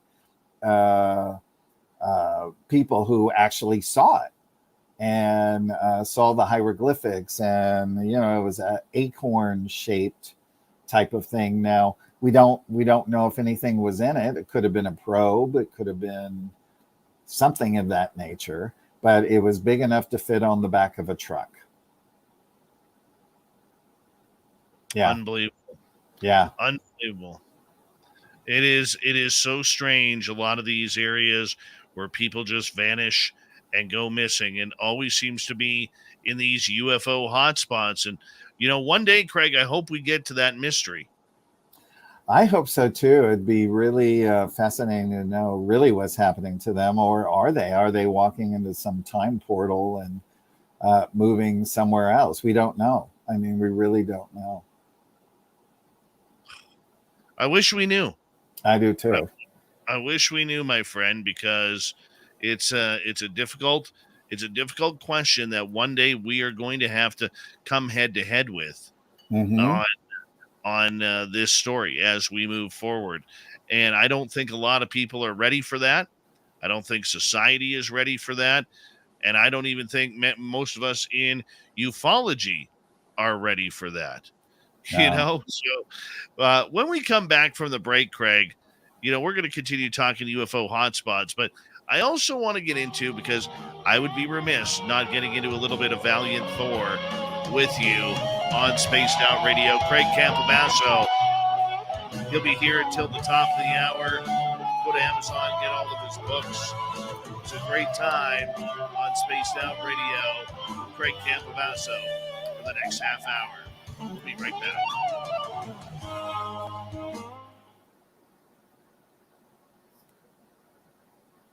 How you doing down there, Dirty? He's getting some good stuff in Oh, there. I had to unmute myself. I'm being safe here, Dave. I'm going to pee one more time. I'll be right back.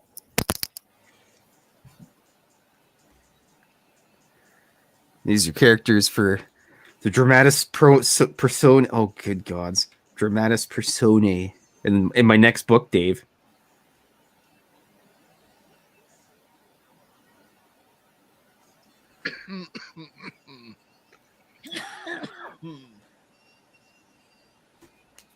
Morning, Commonwealth, Andrew.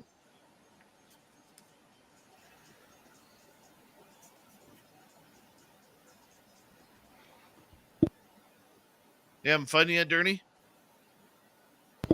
Oh, yeah. I always have fun doing this. I love this stuff, Dave. This is the greatest thing in the world. Mm-hmm. Plus, other people get to see it as well. It's not just the cats.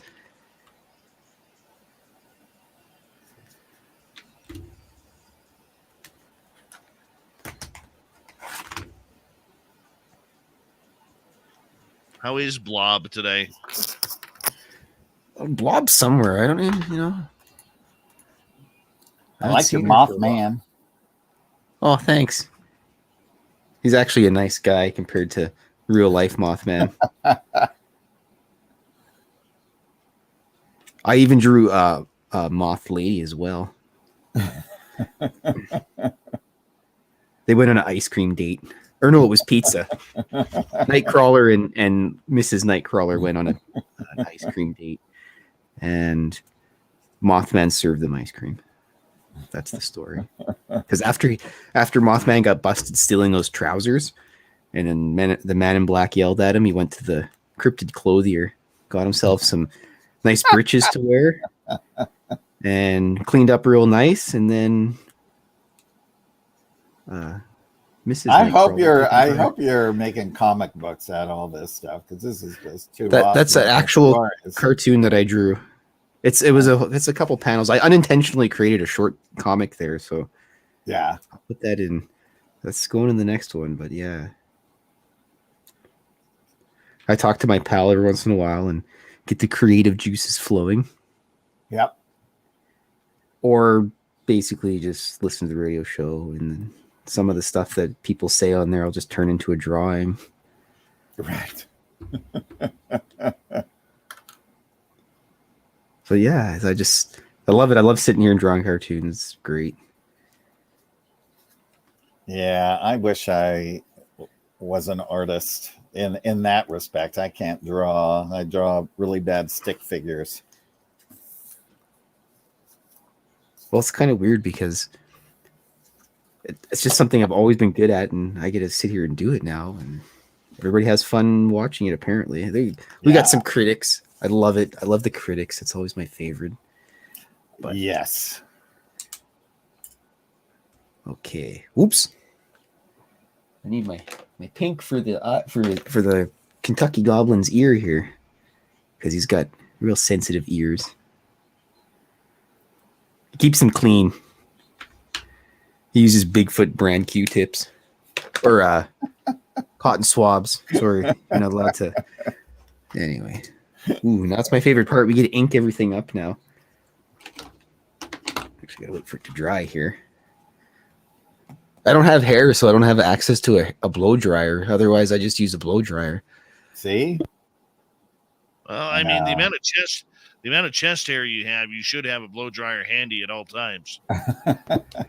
No, you just have to let the conditioner naturally work itself for extra fluff. Yeah. Yeah. Okay, I'll be quiet, Dave. Phil's chest hair is right out of the 1970s Studio 54. All he needs is a polyester shirt to go along with it.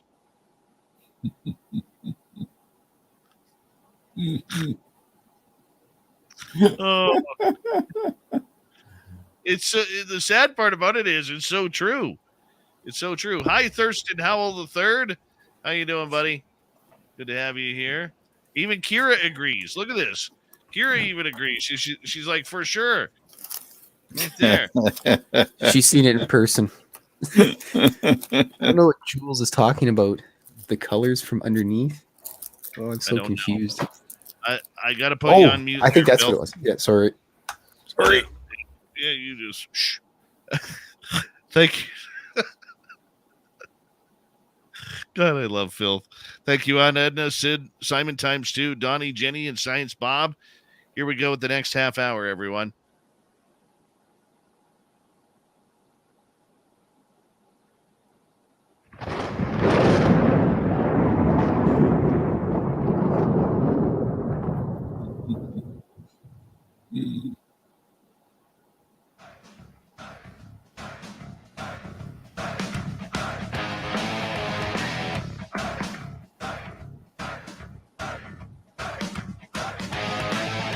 We passed the halfway point of Spaced Out Radio tonight.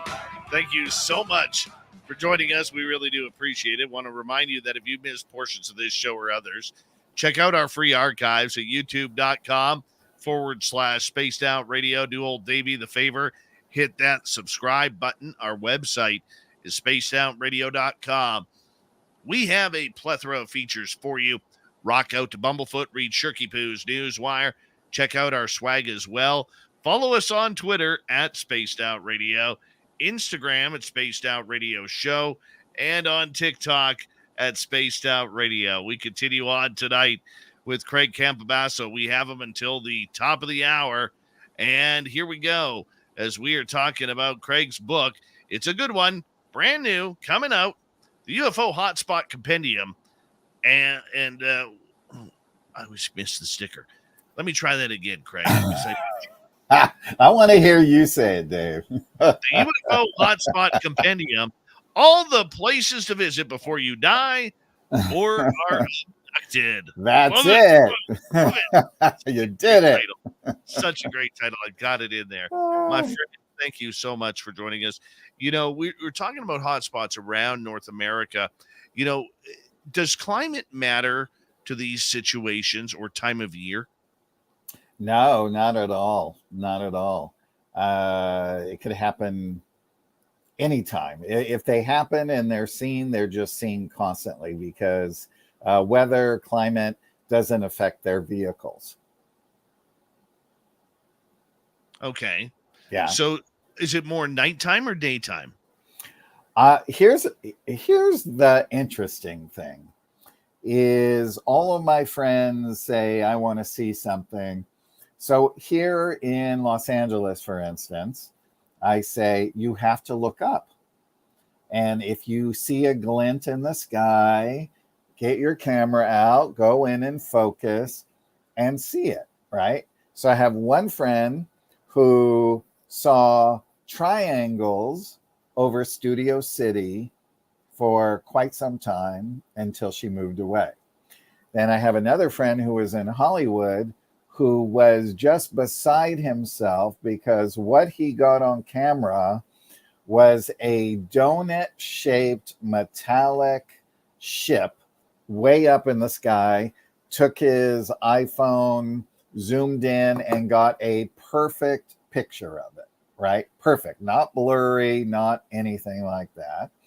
And then another friend of mine who's a director and a producer, he started seeing ships in the areas of like Simi Valley and out there where he lives. So you can pretty much be anywhere. And if you look up and see it, usually at night, the night vision binoculars are really going to help you a lot because you can see way, way up in the sky. And that's where you're going to see these things hauling across the sky as well. Now, if you want to have some kind of intelligent conversation with them at East Ranch, for instance, all of the craft there are said to be positive because they say that there is a base below Mount Adams. So ships are seen going in and out of the mountain all the time, right? So they can have interaction, but to just sporadically do it, you might not know what you're getting in contact with if you shoot a laser pointer at it, right? Like, let's take the Allagash abductions that happened in Maine, where the 4 guys were fishing, right? And the first night they saw this giant glowing orb over the tree line. Second night they go out fishing and they see it again. And one of the guys says, hey, let me flash my flashlight at it and see what it does.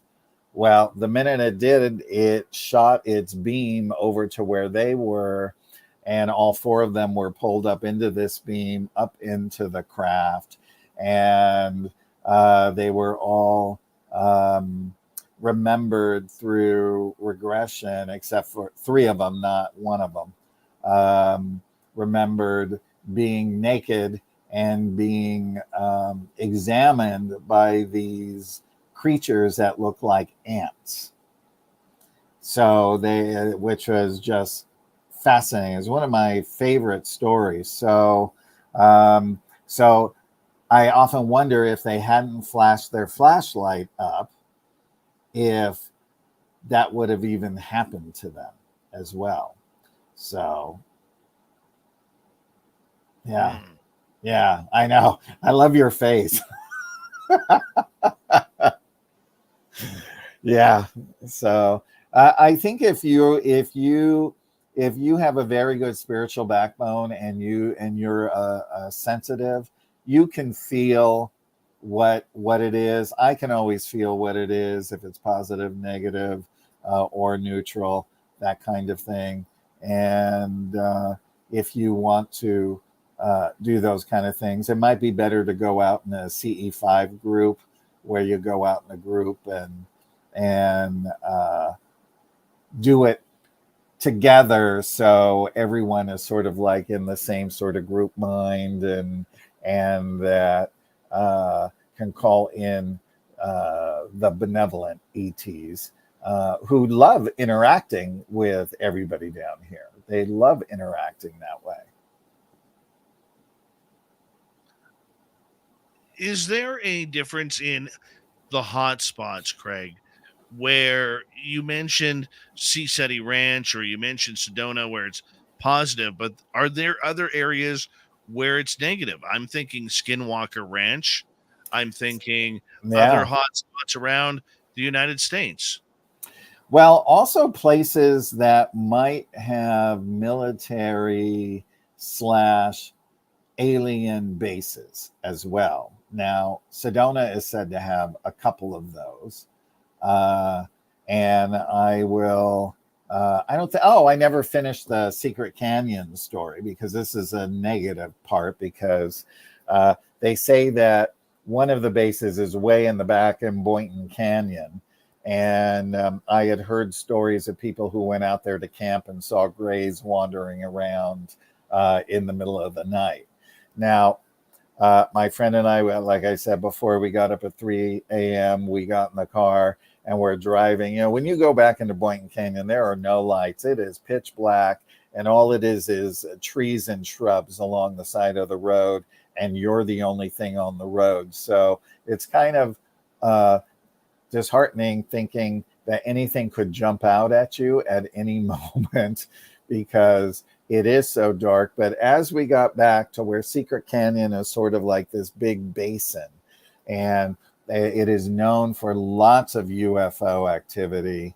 And once we got to the almost, I would say, within a quarter of a mile to where we would park and then go look over into the basin, there was a blue beam that went across the car, and I slammed on the brakes, and I heard in my head, if you go any further, your lives will be altered forever. And I said, good enough for me? My friend, I said, what did you hear? She heard the same thing. And we turned the car around, went back to the hotel, and stayed there. And I think when something like that happens, evidently they had placed some kind of beam technology there that was programmed to say that because they didn't want people in that area, sort of like Area 51 as well. Right. So, yeah, so I would say yes. But what was the initial question again? And I can add some more to it. Just about negativity on the hotspots.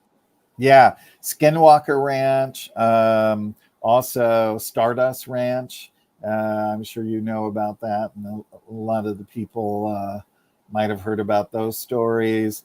But Skinwalker, which is great, is I've always been fascinated. I read George Knapp's book. I love it, and I followed it. And you know, now that the History Channel has a show that's already 3 seasons in, and seeing them do all these testings, and then bringing back somebody like John Alexander, who was there in the original things with Bigelow, to get the perspective of back then. There's still secrets that are not revealed. We know that Bigelow hasn't revealed secrets, and Brandon Fugel, who now owns the ranch, we know that they know more than they're saying, but they can't say it, right?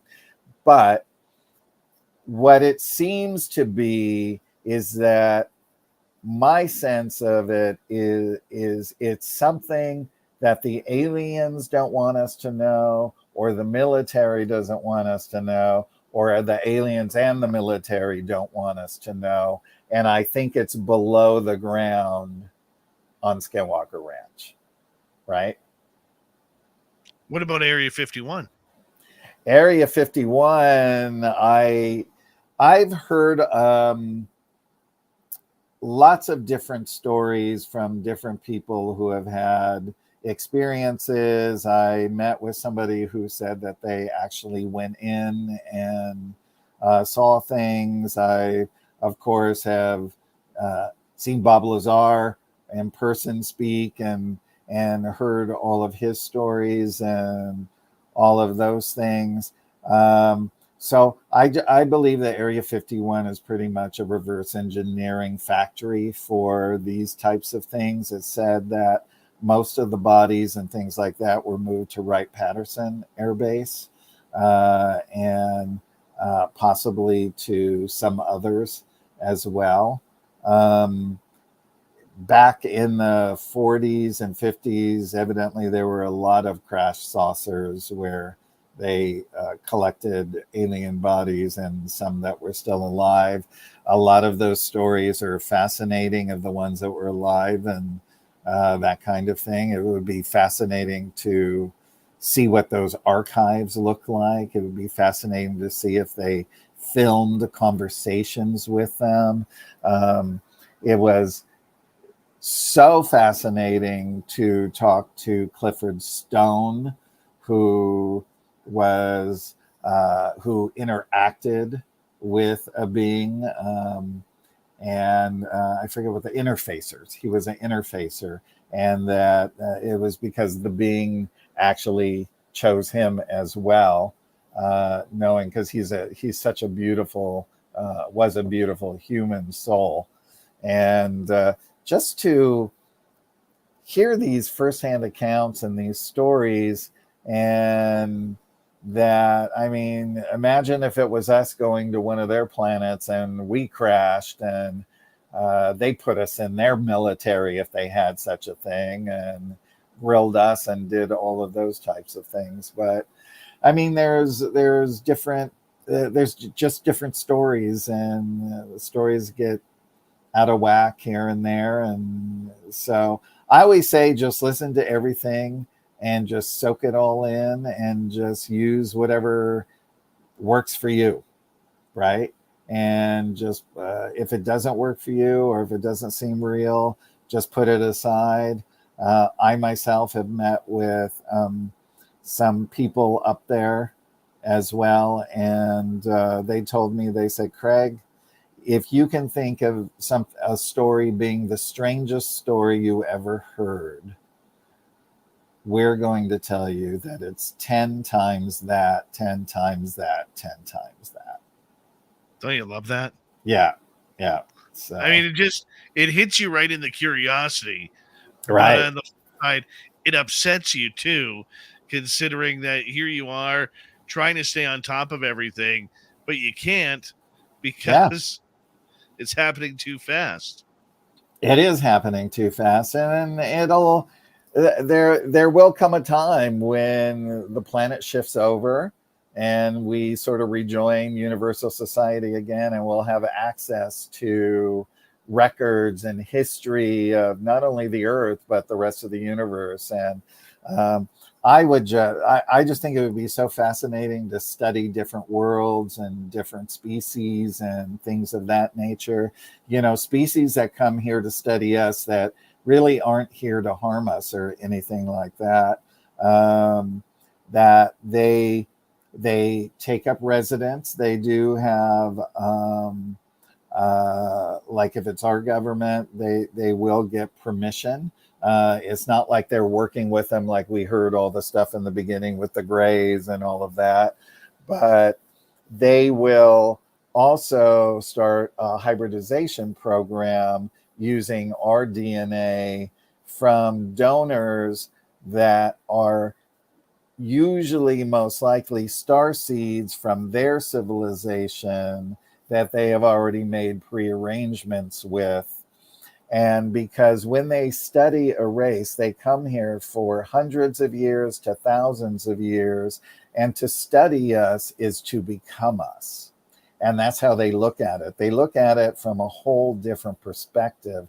They look at it from a unification perspective, and not as we know in some hybridization programs, like they're doing it for nefarious purposes or to benefit their own race and things of that nature. So it's kind of fascinating to hear all these alternate stories about these different races. Very true. One of the races I want to talk to you about that you're very well known for is Valiant Thor. Obviously, the story was brought forward by Frankie Stranges, but you have been the man of the last decade to really dig into this. And I'm curious, is there anything new with this? Well, there's nothing new in the sense of information. I think what a lot of people don't know is that Valiant Thor is a created being, which means he doesn't have a belly button. He's an immortal. He's what we would put him in a classification of the angelic realm. Now, angels or created beings are assigned to certain sectors of the universe to be a emissary of sorts for worlds like ours that are going through a transition, other worlds that might have squabbles amongst themselves or with other nations, and they're there to sort of be these superpower delegates, right? Because they can really help them to see things in a better light of what an outcome would be if they were not fighting, and if they were to fight, what the outcome would most likely be, because they can see into that bits of future, although it's not fixed. So I think if people understood more about who he is and why he's here, and that he was coming to Earth well before his arrival in 1957.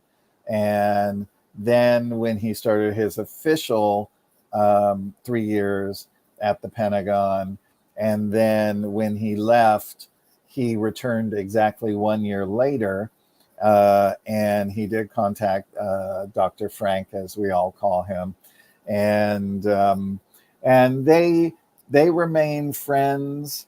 And he would meet with Dr. Frank every once in a while. And then in 1967, Valiant Thor invited him on board his craft Victor 1 for the first time, which is, wait a minute, there we go, that ship right there. And excuse me. And so that's when he first met the vice commanders, and he was given a tour of the ship. And then he began a friendship with them. And when he wrote the first draft of the book, and he would travel around the world to do that, two of the vice commanders, Dawn and Thon, Thonn, they would pretty much travel with him to protect him, because he got a lot of death threats or things like that. Not a lot, I would say a handful, right? But they were there primarily to protect him. They stayed in the same hotel as him. And so they would go around with him. Sometimes some of the, maybe one of the other vice commanders. There's another man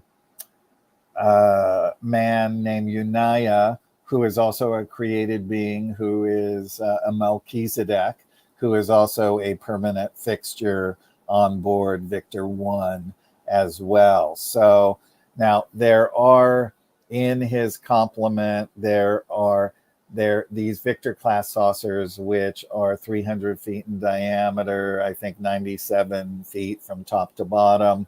They're double deckered with a lower deck for all the Earth vehicles that they have, that they get around in. And they each one holds 200 people. So we have I have the blueprints. Dr. Frank gave them to me. One of the posters actually is the blueprints of Victor 1. But there are these Victor class saucers are stationed in and around the Earth in over 287 locations. And that Valiant Thor designed and built a starship that's 14 miles long and 7 miles wide. And that houses a lot of the beings that might have different colored skins that we do here on Earth, like violet, green, blue. Some are rainbow washed. There's some beings, Dr. Frank told me, that he found very fascinating, that had zebra skin, right? Their skin was zebra striped. And I always thought that was interesting, and I put that in the back of my mind. And then I was hearing, maybe 6 months ago, Linda Moulton Howe talking about a case. And this case, the person the contactee she was talking to, was saying that these beings had zebra striped skin. So I found that fascinating. So all of these beings are here to see the shepherding in of Earth, going into the next realm where we will all become. Can you imagine being fully conscious? I wonder how that's going to happen. That's going to be super cool. No idea.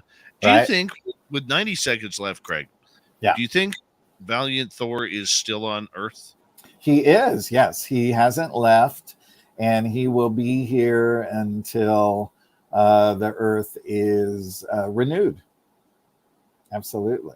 What do you mean renewed? Renewed in the sense that we move to the next dimension. We ascend as a consciousness, and we move out of duality. So what that means is we start working, our heart and our mind become one, instead of our mind just working for the service to self through the ego. We're now fully conscious beings, like most of the rest of the universe, like the fully conscious extraterrestrials who are here to help us, shepherd us into that as well. Craig, 35 seconds. Tell everybody where they can find your brand new book. All right. You can get it on my website. I'll be happy to personalize and autograph it. It's autobiography of ANET.com. The homepage has my book series on the front. And then if you click on other books, you can find the UFO Hotspot, ET Almanac, and other books there as well. Everything's on Amazon, Barnes & Noble. It'll be in Barnes & Noble stores. Probably mid-October. It takes them a couple of weeks to get it in. So beautiful. My friend, it's always a pleasure to have you on Space. Thank you so much, Dave. Do it again soon. I promise you. Craig Campobasso, everyone. I'm sure you check him on now. Coming up next, we're going to head to the swamp. Then Super Duke's here for the Cryptid Report. Then it's Dave 101 time. Spaced Out Radio's Hour 3. Jam-packed next.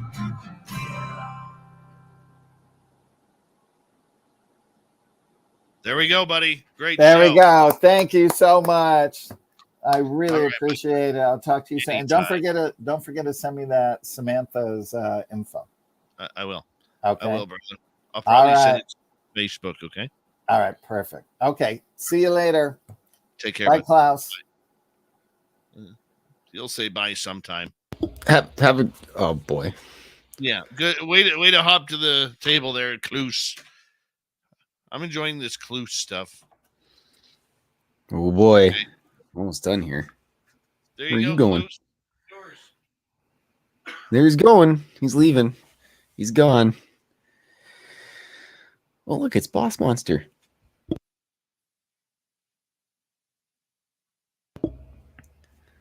I'll be rolling dice next weekend, Boss Monster. All the nerds are coming over. Look at that. I just got to do a little bit of detail and she's all done.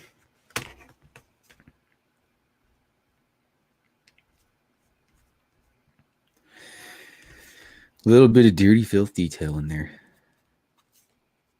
Just so it looks good and proper.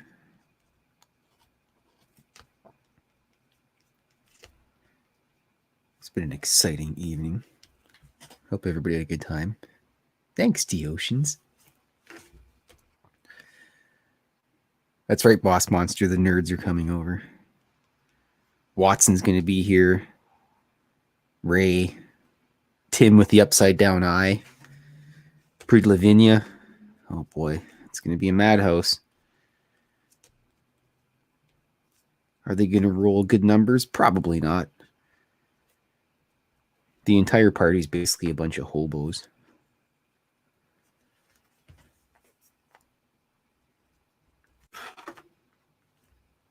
And most importantly, hockey season starts soon.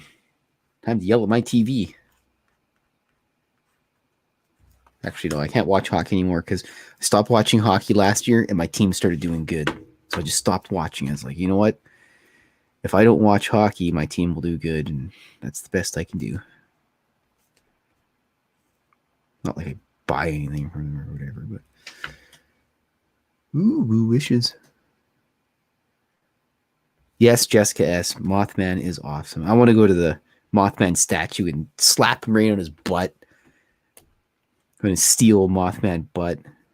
He's got like the most toned cryptid butt out of all. Like, you know, Sasquatch is walking up mountains and stuff all day, but you look at that statue, that's a good representation. Looks like Mothman's winning. He could be in his own calendar.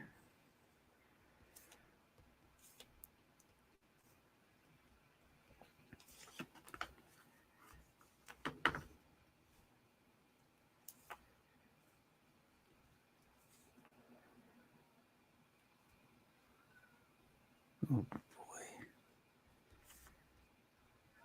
Oh, I can hear Whiskey. She's starving to death. Apparently.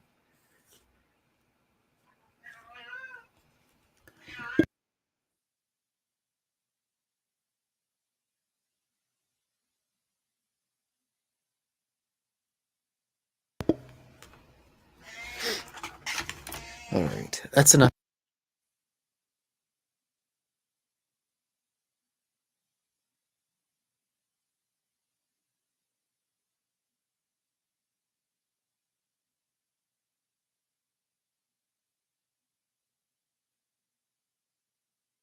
I outsmarted the cat. All is well.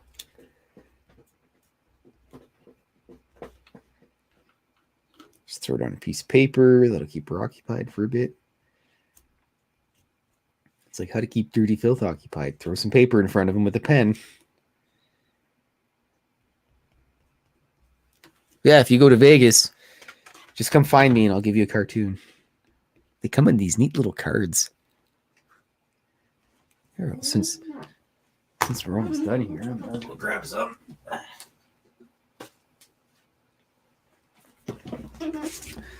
Look at that. We got a siren head guy there and a triangle.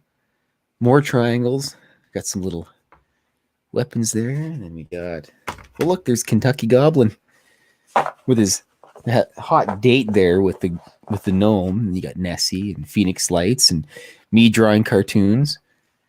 And then I have a whole bunch of other ones here. I've got like 1 billion of them. And then a Mothman. And then the Mongolian Deathworm. Everybody, how do you not love that name? The Mongolian Deathworm. And then Sasquatch hiding there. And Tic Tac flying around the oceans. And whoops. Then we have the 1940 special. See, Dave, look at all these cards that I got coming out here. And I got like 1 million of them. And I got another big stack. And some little random ghosties. You're going to be passing them around anything. Look at little ghosties, Dave. And a UFO. Holy. Those are beautiful. Reptilian. A Mothman.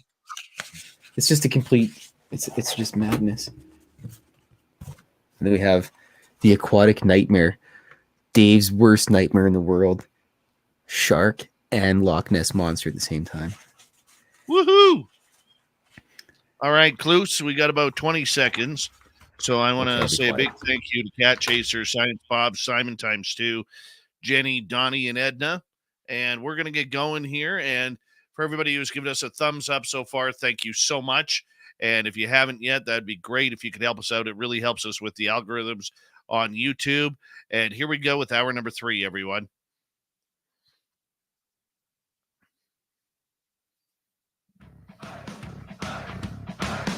Would you like to connect with us? Head to spacedoutradio.com for all your latest show info. Now, back to Dave Scott and SOR. Here we go with the third and final hour of Spaced Out Radio tonight. Thank you so much for taking the time to join us. We very much appreciate earning your listening ears wherever you are on this beautiful planet we call Earth. Hello to everyone listening in on our terrestrial affiliates around North America, digitally on Odyssey Radio, TalkStream Live, and KPNL. All of our archives are free. Join us at youtube.com/Spaced Out Radio. Do old Davey the favor, hit that subscribe button. The Desert Clam has set the password for tonight in the SOR Space Travelers Club, Kedge. Kedge is your password. Use it wisely, Space Travelers, as the Clam sets the password each and every night right here on Spaced Out Radio. Our website is spacedoutradio.com. We have a plethora of features for you. Rock out to Bumblefoot, read Shirky Poo's Newswire, check out our swag as well. Follow us on Twitter at Spaced Out Radio, Instagram at Spaced Out Radio Show, and on TikTok at Spaced Out Radio. All right, it is time once again where we head to the swamp. Our resident swamp dweller takes us on another spooky journey. Hi, Spaced Out Radio listeners. This is Swamp Dweller. It's time for your nightly dose of spookiness on the show. If you have an interesting encounter or a spooky story that you would like to share, be sure to submit them in at swampdweller.net. You can also find our YouTube channel at youtube.com/swampdwellerreads. Now, let's chill out, relax, and together, let's enter the swamp.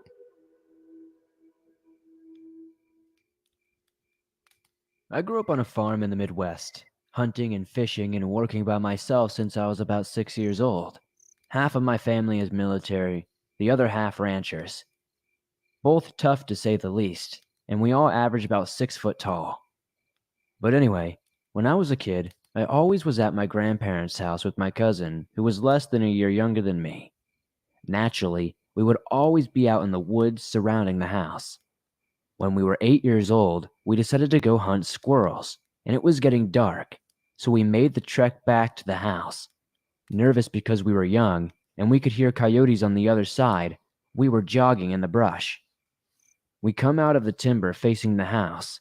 We reach the driveway, which is probably 25 yards in front of the house or so. Mounted our squirrels and unloaded our weapons. To the left, there is a big shrub that's about 10 foot by 10 foot. But my cousin froze looking at it. And when he would not respond to me, I turned and looked as well. This thing was almost as tall as the shrub. It was dark and scared me to death. We ran inside. My two uncles, who had just returned from a military deployment a week before, were sitting inside. My younger uncle looked at me and said, "You saw it, didn't you?"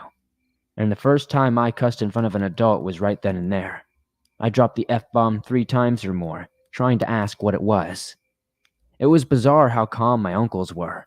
They went on to tell me that they would call this 8-foot tall thing the tall man. It messed with them and their friends when they were young. They even had shot at it many times, to no effect. With research, their best guess is that it's a Native American demon. But it does not seem to harm people, just feeds from their fear. They mainly see it after hunting. This caught me off guard, because you would think any demon would be violent. Fast forward 10 plus years. I had graduated high school and had joined the army as a combat engineer. I went home for about a week during the winter. The weather had cut off the Wi-Fi to my parents' house, so I called my grandfather, and he said his Wi-Fi did work. He was also a Vietnam veteran. When I went over to work on the online training, because I was newly promoted, I was sitting in the living room in the evening cussing at my computer for seemingly being slow and for this pointless training. But for some reason, when I look up, there it is. And it was not fear that washed over me, but angry. I stand up and grab the shotgun at the door. And with a family like mine, door guns are definitely a thing. But I walked through the door, racked a shell, pulled up on the center mass about 20 yards away, and put 3 buckshot shells into it. Nothing.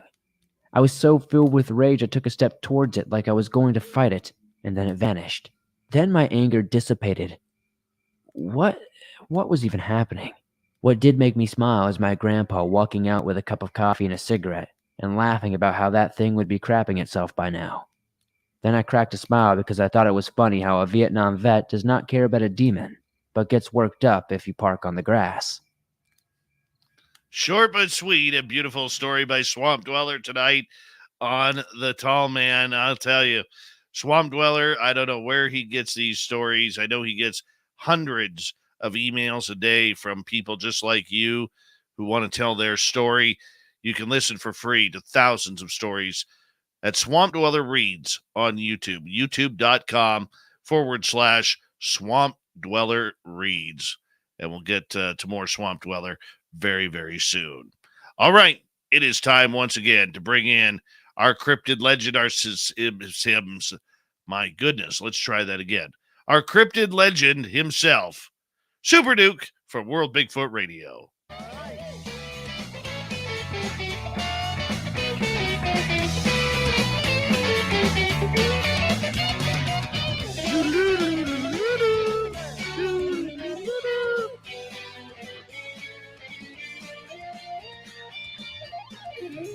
We have Super Duke right till the bottom of the hour tonight because we do have the Dave 101 coming on over at the next half hour. Super Duke, how you doing, buddy? Oh, pretty good. Big sky howdy from the Bitterroot Valley here in Montana. And let's get ready to rumble Right. with the cryptids. With the cryptids, of course. Have to add that in there.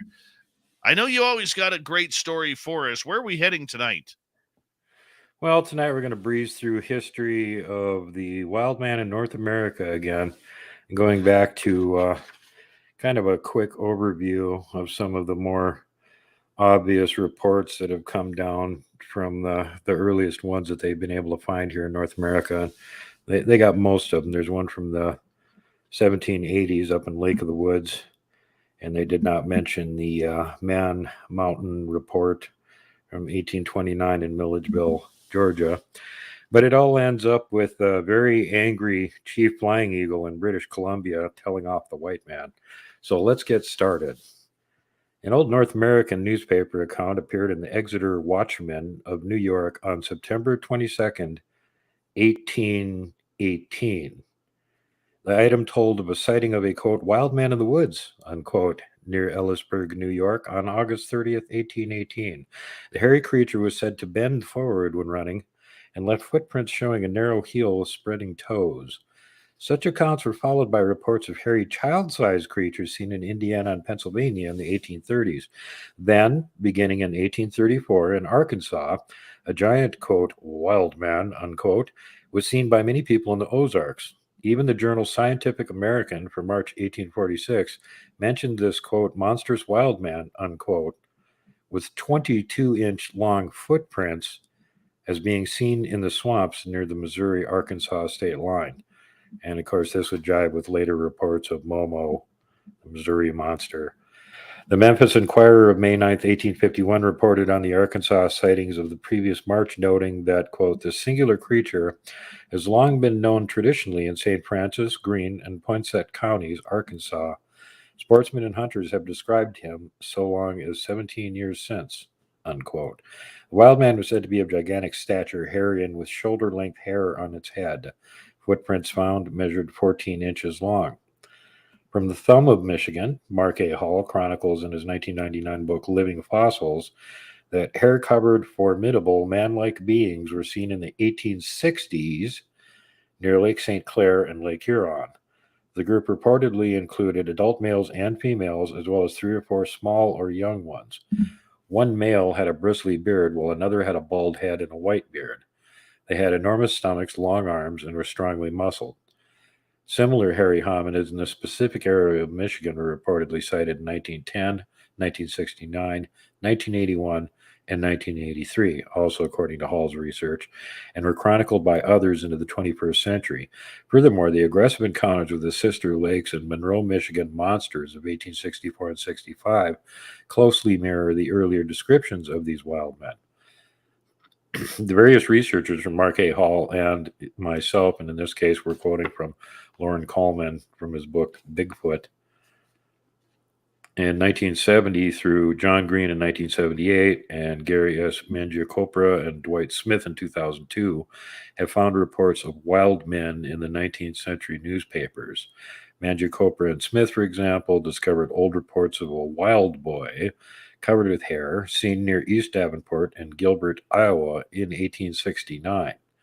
Of a giant hairy wild man seen in Lancaster Berks and Chester counties, Pennsylvania in 1874, and of a hairy wild man seen near LaGrange, Indiana, beginning in 1895, and again 2 years later.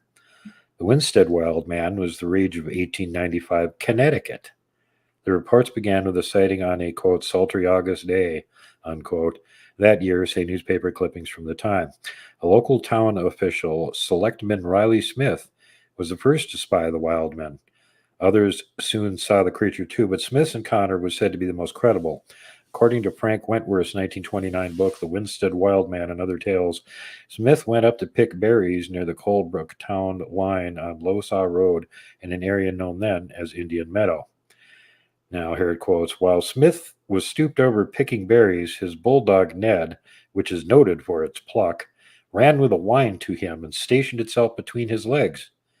Accounts from the August 21st, 1895 Winstead Herald reported, a second afterwards, a large man, stark naked and covered with hair all over his body, ran out of a clump of bushes and, with fearful yells and cries, made for the woods at lightning speed, where he soon disappeared. Now, Selectman Smith is a powerful, wiry man and has a reputation for having lots of sand, and his bulldog is also noted for his pluck, but Riley admits that he was badly scared and his dog was fairly paralyzed with fear, unquote. Local posses of searchers and newspaper reporters from New York and Boston were never able to track down the Winstead wild man. Near the Traverse Spine River, Labrador, came to us in 1913 accounts of an ape-like creature said to stand upright and yet also go about on all fours.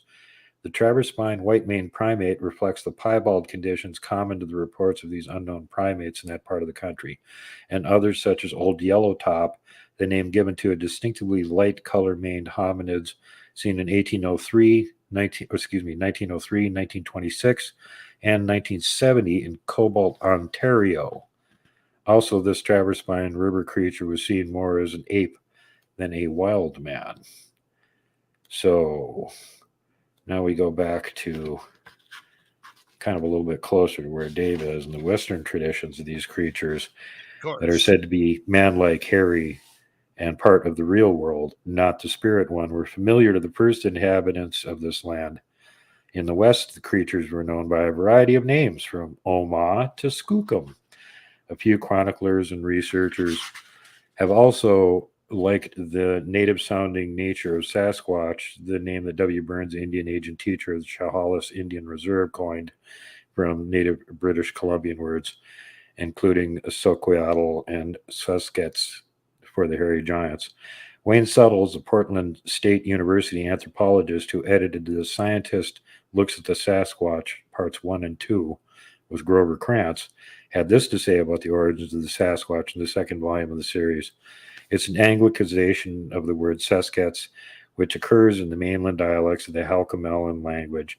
The language member of the Salish language family is spoken in the southwestern British Columbia and lower Fraser Valley, from Yale to the mouth of the Fraser, and on the southeastern Vancouver Island from Nanus Bay to Malahat. Many contemporary authors have noted the widespread nature of native traditions of Bigfoot-like creatures in the Pacific Northwest. Indeed, in his review of the folklore of Bigfoot, the father of cryptozoology, Ivan T. Sanderson, felt the term Oma, used in the Klamath area among the Hoopa, was preferable to Bigfoot. In addition to the Canadian Sasquatch, the Hoopa or Huppa called the large hairy beings in their legends Omaa, which was later shortened to Oma or Oma by Bigfoot researchers like Sanderson. A similar Western Washington legend is the Nisqually tribe's Tsiatko, which are described as gigantic and hairy with 18-inch long feet. In the interior of British Columbia, the Casca Indians told stories of men with coarse, thick hair, according to ethnographer James Tite, writing in 1917 in the Journal of American Folklore. Among the Casca, another anthropologist, John Huntington, was mentioned by this information in the first half of the 1900s. So to skip ahead here, Agent J.W. Burns discovered in 1938 just how real Bigfoot was to the Indians during the May 23rd celebration of a festival known as Indian Sasquatch Days at Harrison Hot Springs, British Columbia. Having obtained special permission from the Department of Indian Affairs in Ontario, Burns writes in the Wild World magazine, he took several hundred of his charges to the event. Unfortunately, in the opening speech over the radio, a very prominent official of the British Columbia government made a bad slip, thus offending all the Indians present who understood English. After a few preliminary remarks, this personage went on, quote, "Of course the Sasquatch are merely legendary Indian monsters. No white man has ever seen one. They do not exist today, in fact." Thereupon, continues Burns, his voice was drowned by a great rustling of buckskin garments and the tinkling of ornamental bells as, in response to an indignant gesture from old Chief Flying Eagle, more than 2,000 red men rose to their feet in angry protest. Chief Flying Eagle then stalked across to the open space where the speaker stood, surrounded by important dignitaries and others. Absolutely ignoring the entire group, Chief Flying Eagle turned to the microphone and thundered in excellent English, quote, "The white speaker is wrong. To all who now hear I say, some white men have seen Sasquatch. Many Indians have seen them and spoken to them. Sasquatch are still all around here. I have spoken." Chief Flying Eagle told him off. I'm sticking with the First Nations, dude. Right on. Definitely sticking with him. He knows what's going on. But you know what, Duke? What's funny about it is that debate still goes on today. It's ridiculous. That's hilarious. You know, I mean, I don't know what more that we could all do as a society to try and one up anybody, but I mean, people are going to have their own beautiful beliefs on what this creature is. I mean, we can't even agree on what it is, to be honest. Well, yeah, I mean, there's still debate about it, but that's mainly from the quarter that hasn't looked at all the evidence and doesn't realize what they're looking at. You know, things like the Ketchum DNA study that's already sequenced the genome. We know they're hybrids. You know, there's a bunch of basic information on them. We know that they're real.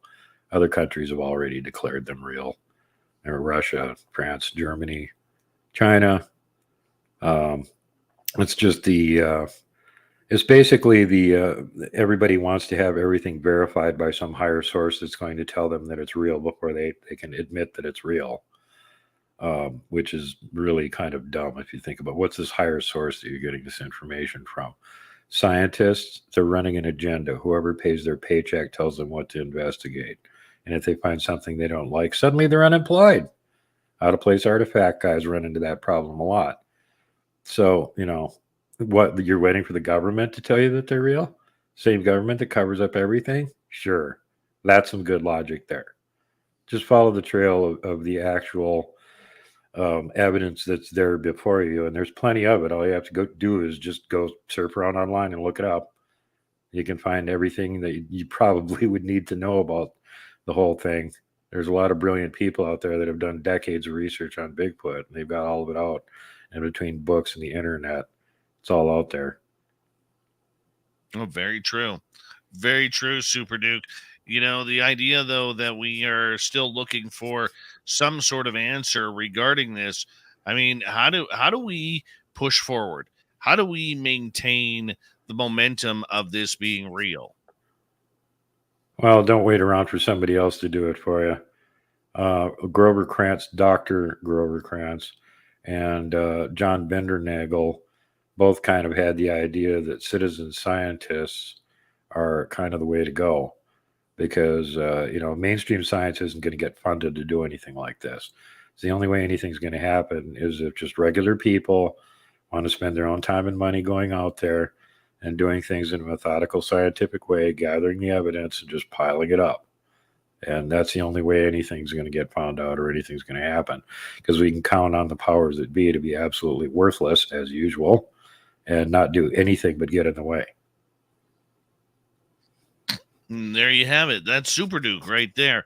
What do you got coming up, Super Duke? We got 3 minutes to go. Well, I'm really excited about this weekend's show because it's the second part of two-part Glag Apocrypha 3 with D. Lady in the Wood Sims on, and we get to talk about the first time that Kevin Lang ever found out that Glag had a grandma and then actually ran into Glag's grandma, and that was quite eye-opening for him.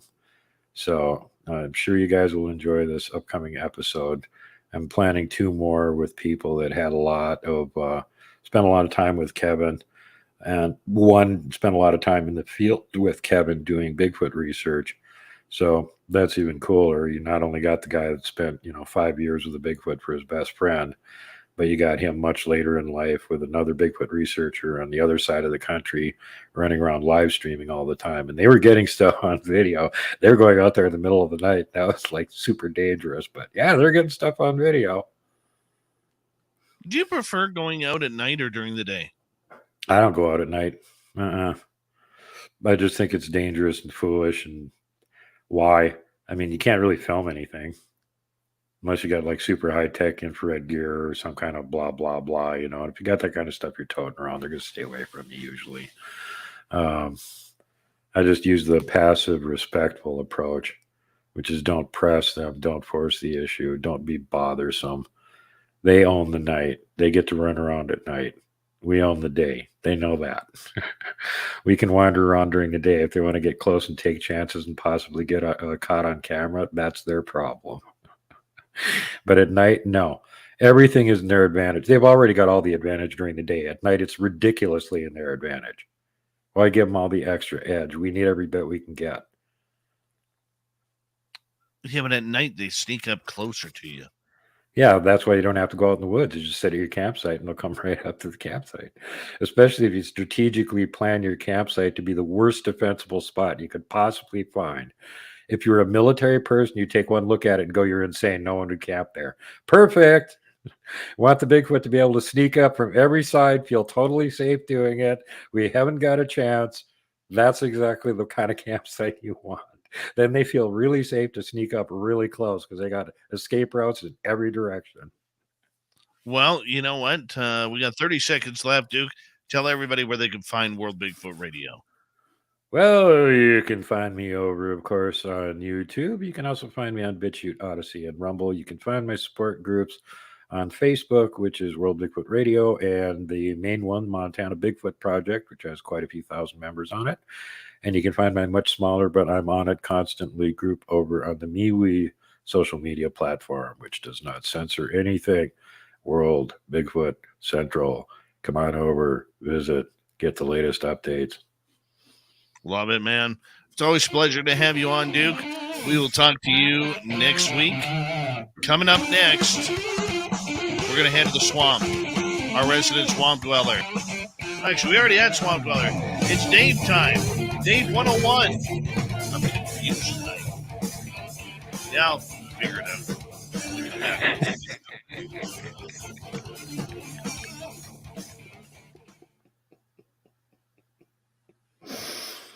Oh my gosh. You damn kids, get off my lawn time with Dave Scott. Mm-hmm. Well, I'm looking forward to seeing it, and therefore this exhausted idiot is getting off computer B and going back to computer A so I can watch it. All right. I love the new setup there, buddy.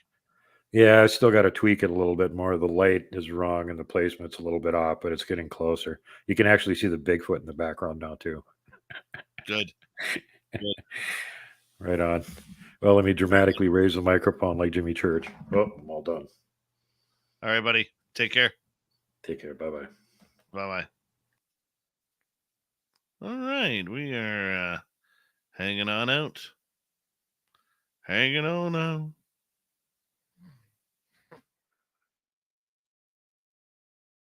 Hanging on out.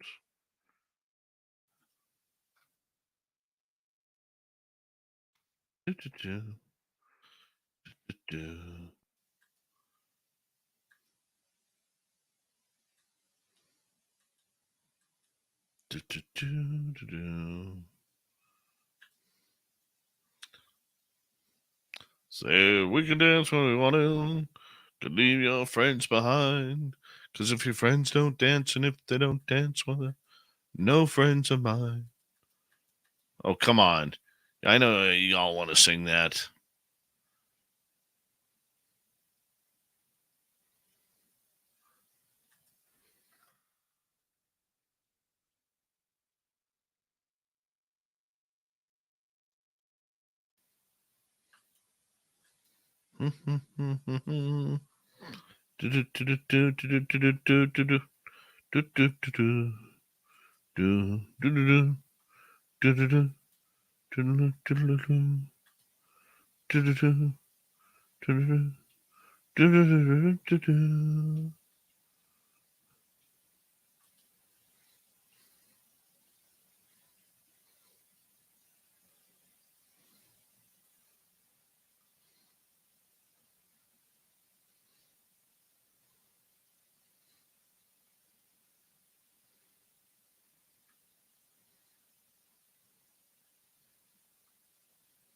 On a triple flyout, when they're on your computer screen, move the mouse to where they're standing. They can't handle it.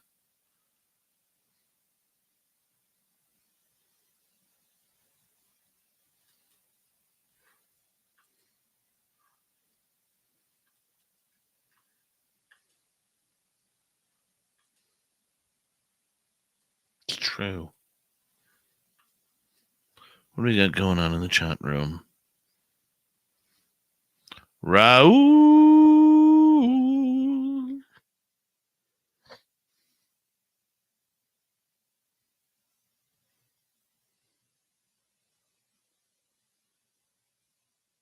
Lottie has a beautiful mustache. I hope she brings that mustache to Las Vegas.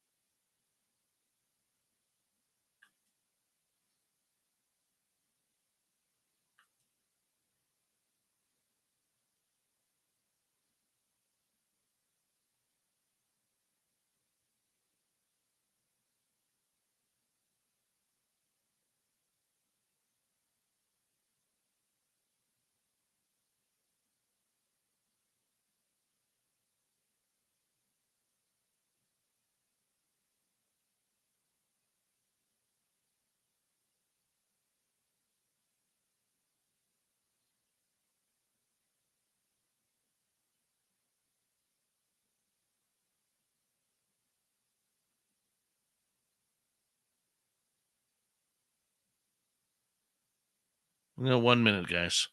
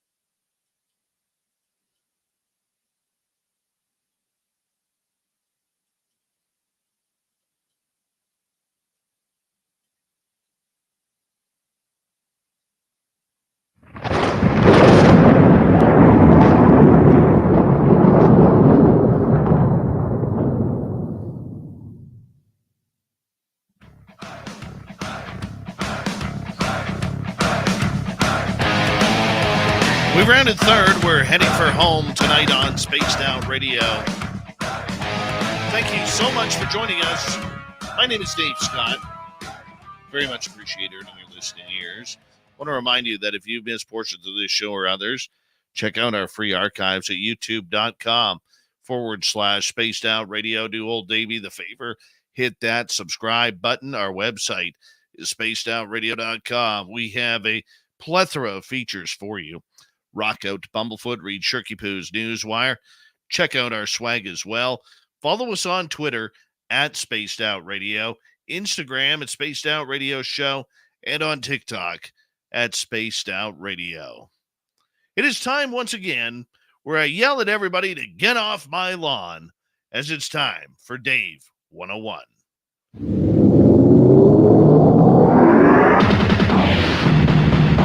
It's time for Dave 101.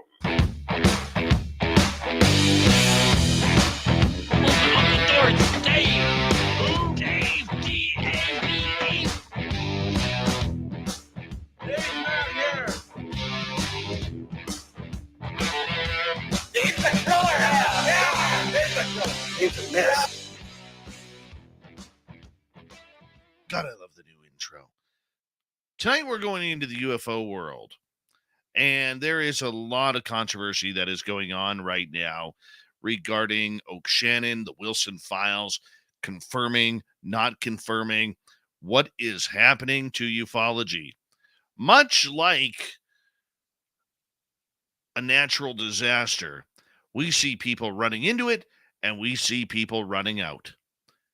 And I'm saying this because I'm one of the ones, just like all of you, who are running right into that burning building to see what is causing the latest fires. The latest fires are this. One of the issues that over the last 5 years since the inception of the To the Stars Academy and its failure is that they introduced an entire new crop to ufology. The majority of them, over time, have learned to respect and get to know a lot of the veterans who've been covering this subject for the last 40, 50 plus years. And that's a good thing. All right. At first, the Young Guns had a lot of attitude. Young Guns being the group name of people whose names just kept on popping in to ufology. Yeah. I think of Joe Mergia, Danny Silva, James Iandoli, Christopher Wolford, to name a few. And over time, those young guys who were using social media as their way to get the messages out like had never been done before, well, they started morphing and understanding the older dudes who had been here for centuries. And I mean that facetiously. However, there is a number of young crop out there looking to make their names in ufology, and they don't care whose toes they step on. But one thing that I have always learned is this. You learn from your elders. You learn to keep your mouth shut and never make things about you. You don't steal stories. You don't steal information. You don't try to make yourself bigger and better than what you are. Why? Because it will always come crashing down around you. This is why on this show, we have always tried to have the newcomers, along with that old guard, the UFO boomers, if we could call them that. If that's politically correct, I don't know if it is, who've been here, done that, seen the games played, and try and sit back, relax, and enjoy what they have accomplished. This is why I love Grant Cameron, Canadian researcher out of Winnipeg, who was just on the show earlier this week, bringing home what he knew about Oak Shannon and the Wilson documents. Now, the one thing that we have in ufology is a timeline with a lot of these older researchers. And when they're gone, they are gone. I think of Stanton Friedman. Wouldn't he love to see what's going on today at near 90 years old? Okay? Wouldn't he love to be in the middle of all of this, debating on Twitter or at conferences, not just about Bob Lazar anymore, but about other stories that are going on? It would be legendary. Jim Mars is another one who's long passed. And we have to look at people like Grant Cameron, like Linda Moulton Howe, and many others. Richard Dolan could be put in that category. Tom Whitmore, Melinda Leslie, Lorian Fenton, and many others who have dedicated their lives to UFOs. Many have remained single because their research is important to them, that they didn't want to have to split it up with a spouse. Many of them have traveled the world talking about this subject, trying to get to the bottom of it for people, not people who are tied to the government, but for the people who are out there. And when I see some of these younger ufologists come out and try and step on the toes of these researchers who have cut their teeth, been there, done that, and have successfully made a name for themselves over decades as trustworthy research, it bugs me. It makes me want to go back to my hockey days where you grab that little puke on the ice and you say, do it again, there's going to be trouble. You can't do that in today's society, though, because it's not the right thing to do. It really isn't. You want to, you think about it, but you just don't do anything about it because nobody likes that person anymore. However, when you are trying to make a spectacle of yourself, rather than trying to do what's best for ufology, this is where ego, clicks, clickbait, subscribers, followers all come into play. A lot of the newcomers in ufology, they don't care about the Grant Camerons or Linda Moulton Howes of the world. What they care about is how many people are following them on TikTok, how many people are following them on YouTube, how many people are following them on Instagram, Facebook, Twitter. That's what it seems to be. And they will step on anybody's toes in order to get those numbers up. This is why that middle guard, which I am a part of, which Nicole Sackage is a part of, which Jimmy Church would be a part of, which there are a number of researchers that would fall into that middle-aged category. That is why we are not saying anything too much. We're following the information, seeing where it goes, seeing who we can trust, who we don't trust. We do things behind the scenes. We don't want to do things on Twitter. We don't want Twitter wars with John Greenwald or UFO Joe and his Velcro-like hair. We don't want that. We want to talk privately. We want to make sure that our information is good. We want to find out the factions and the quests that are going on for this true cover-up. Yes, we want followers.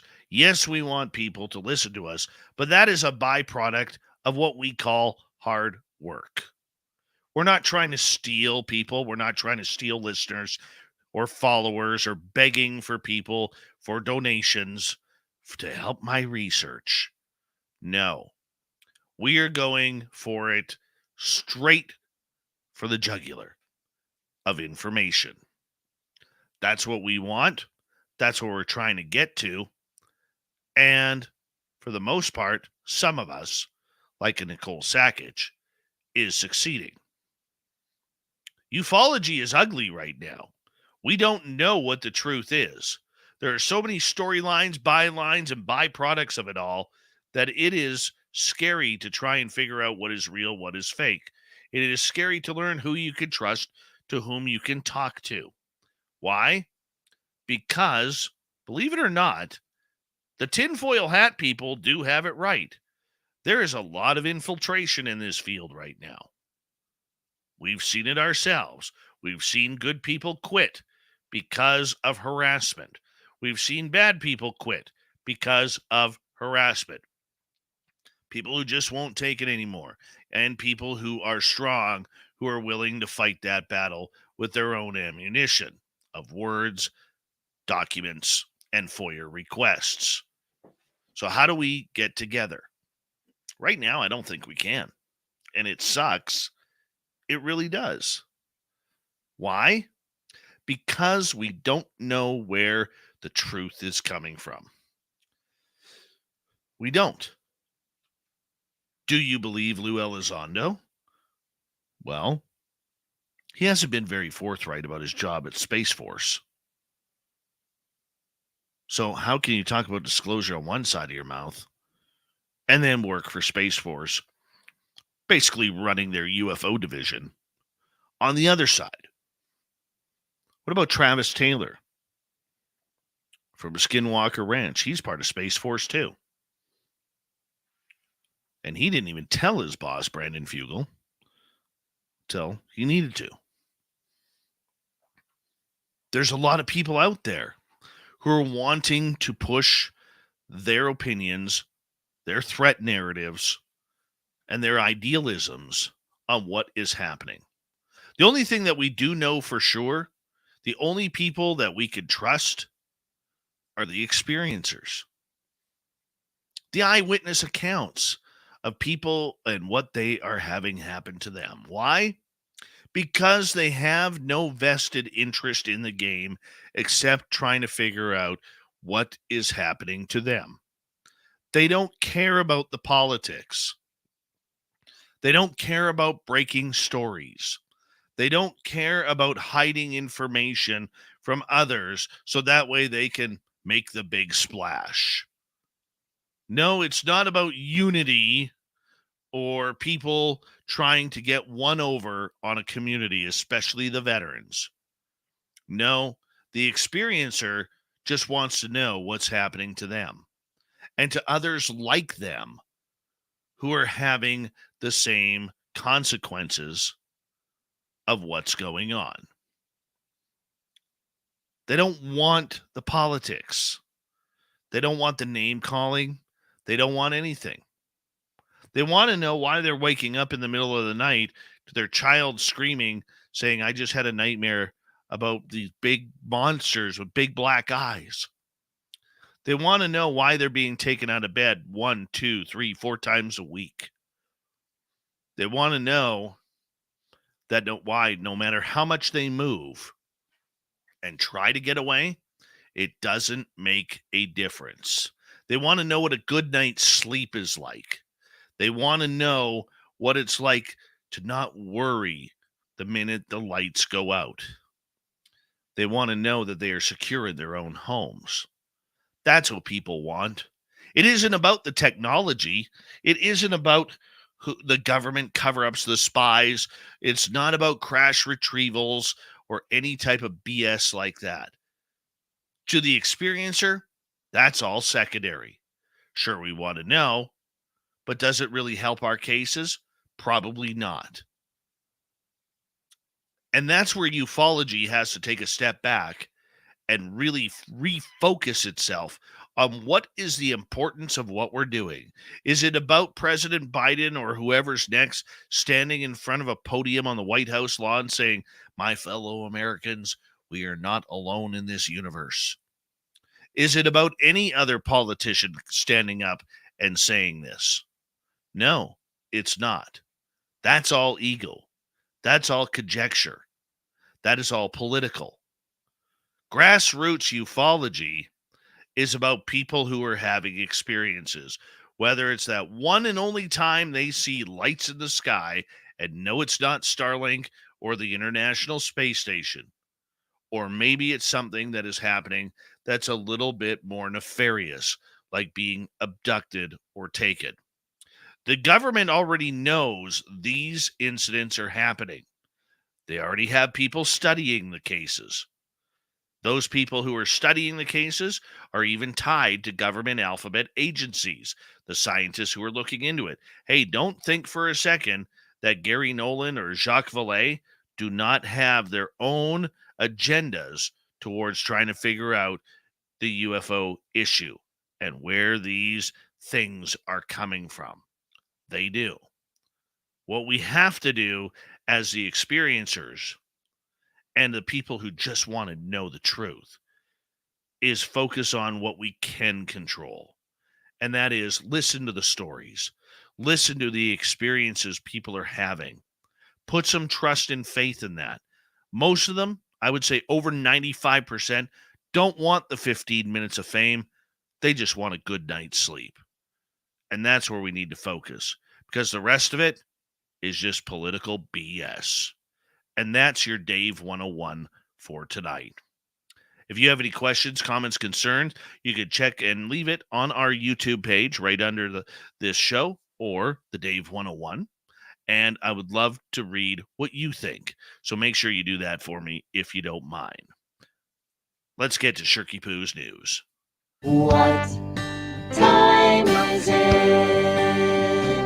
It's time for Shirky Poo's news! All right, let's go to a Utah woman who was stunned to find out a judge ordered her to give her ex-husband a photo album that included nude photos.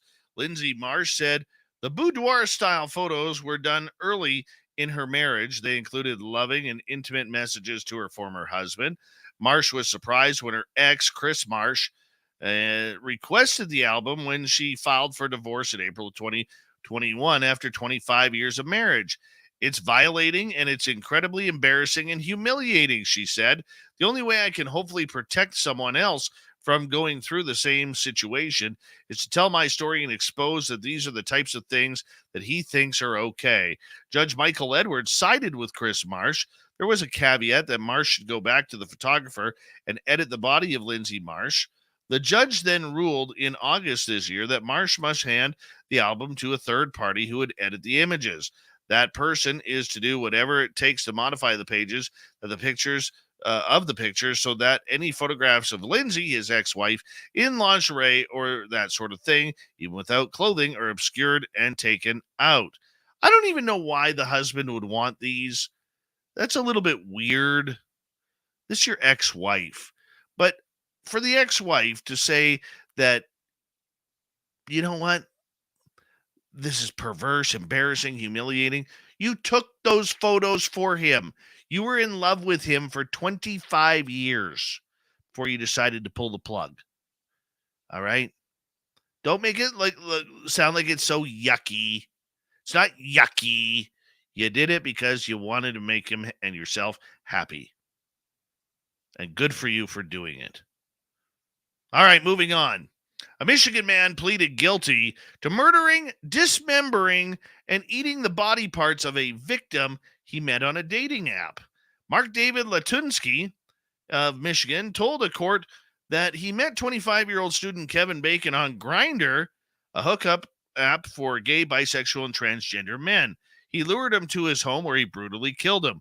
Latunsky admitted to stabbing the victim in the back, hanging Bacon's body from his ankles, and I'm not even going to mention the other parts. That's just too creepy. He took the parts of the victim, including his testicles, to the kitchen where he ate them. Cannibalized the dude. Bacon, who was reported missing on Christmas Eve 2019, his body was found 4 days later. Kevin was a good kid, didn't deserve what he got, Bacon's father, Carl, told the outlet, adding he was relieved the family won't have to relive his son's grisly murder in court. I don't understand these people. I mean, that's horrific. That poor family. Poor family. I hope this guy gets what's coming to him. All right, let's continue on.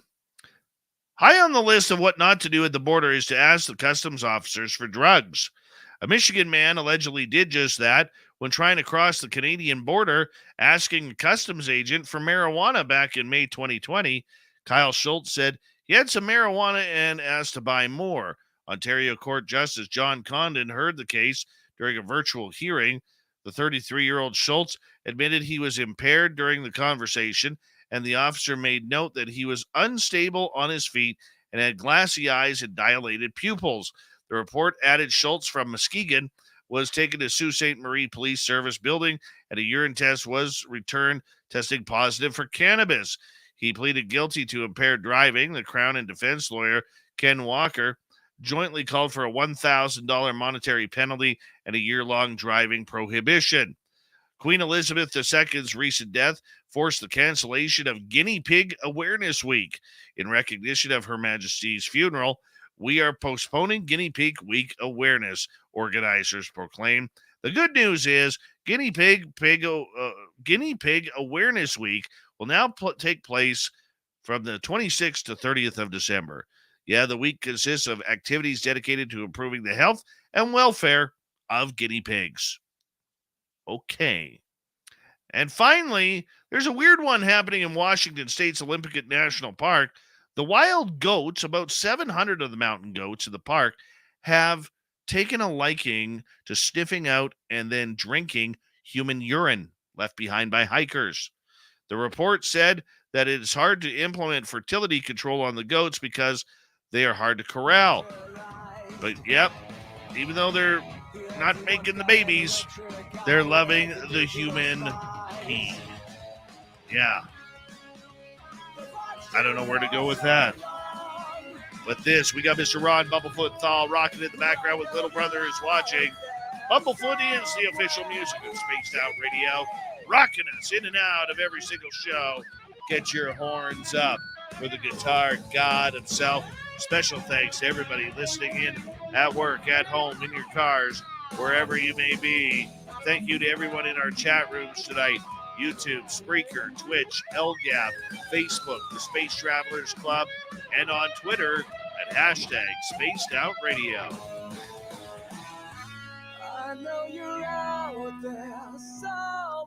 Remember, this show is copyright by Spaced Out Radio and SOR Media Ventures Limited. Thank you so much for choosing to share your evening with us, because together, my friends, we're watching. We own the night. Mr. Bumblefoot, we need a favor. We need you to take us home.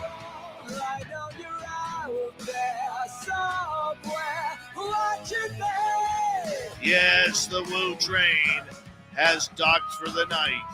But soon, my friends, we shall ride again. Your seats are always available. Your tickets never expire. And if you want to bring a friend, we've got room for them too. Good night.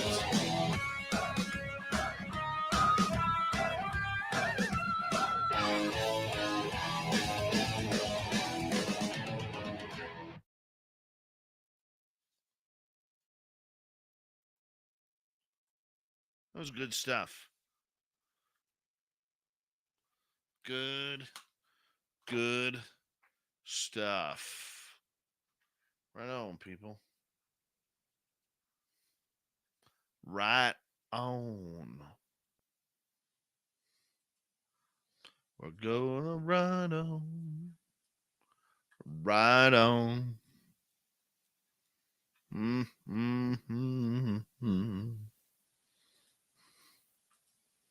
See what's happening in Africa right now. Let's go to Namibia. Nothing.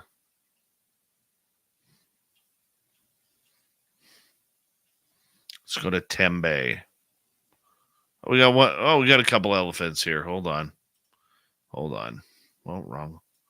wrong one. Come on, you little bitch. There we go. Well, there was 2 elephants. One's behind the tree. Oh my God, I got this fly in here. It's driving me nuts, and I hate flies. I hate flies with a passion. They're so filthy. They gross me out. It's like I have no poo in here. You little rotten things like poo. I have no poo in here. Thank you, Awesome Man Palmer. It's like, so don't bring your poo feet over here. You know what I'm saying? Don't bring those poo feet here. We don't need them.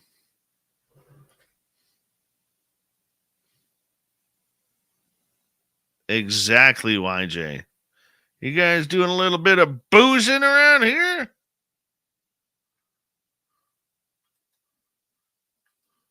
Harlan Williams. Was that Harlan Williams? Is that the name of the comedian who played the cop in Dumb and Dumber? It's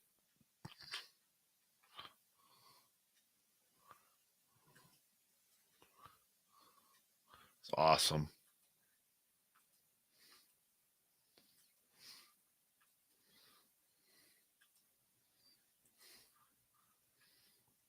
Monica, thank you for a great show tonight. Monica. Do you have? No, I don't have a fly swatter in here. Hey, River Dogma, how you doing, buddy?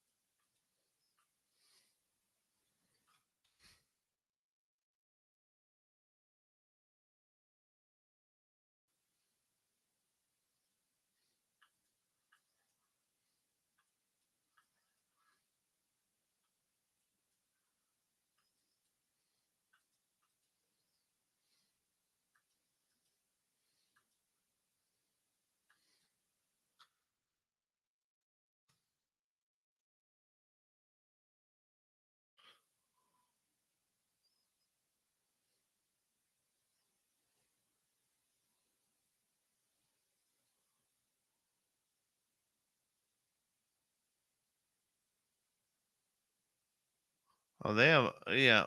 How do you mean Africa wanted me to tell? What does that mean?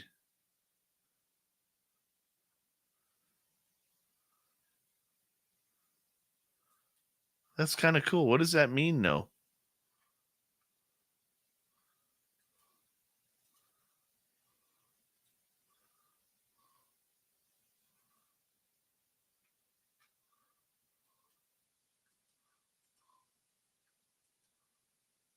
Oh, the people who run the channel, you tell them what we do, and they like that. Okay.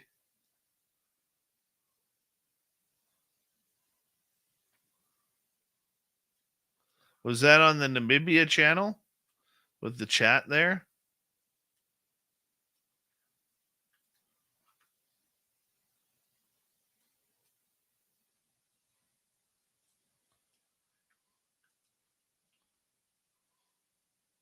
Ah, yeah. They're pretty uptight people in that room. You can't talk in capital letters. You can't mention anything. Like they run. I thought our chat room had some rules, man. Oh, their chat room has serious rules. Serious rules.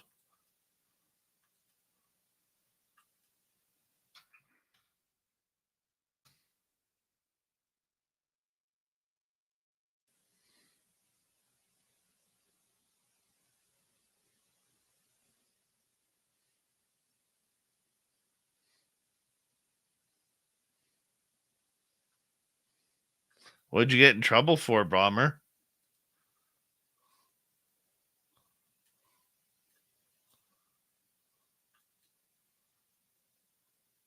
Simon, why are you mad? Why are you mad, Simon? Evan Walters is the only one who's allowed to be mad in our chat room. You said merci? Oh, and they wanted you to speak English. Evan Walters is leaving tonight, but he'll be back tomorrow. Upset about everything and nothing at the same time.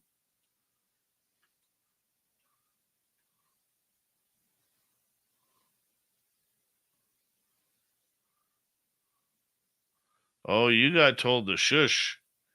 You got the shush.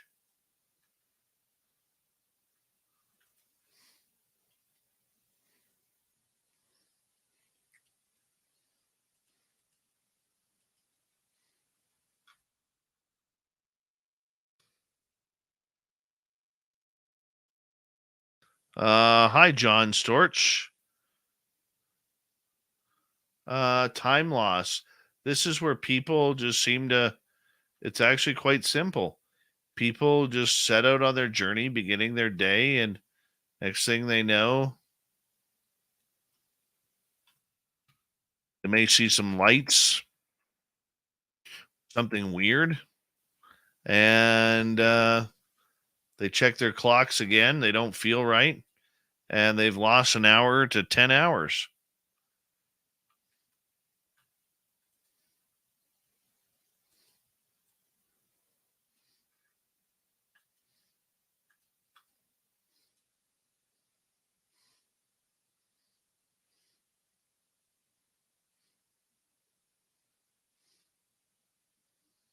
Oh, Bomber, you were trying to do play-by-play.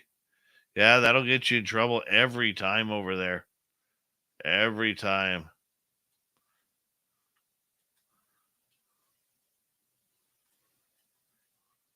Love the Oryx, though. The Oryx are gorgeous.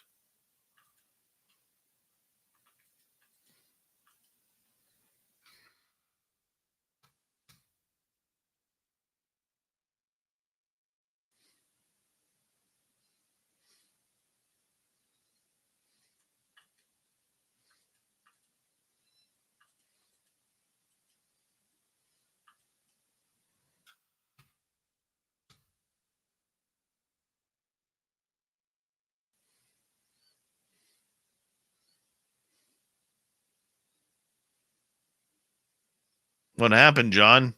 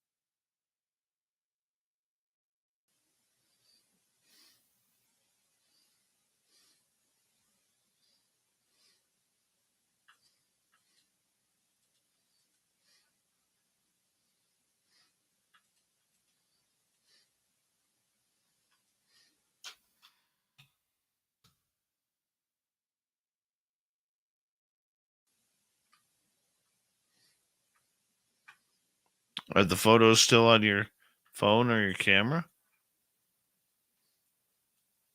Might want to check that.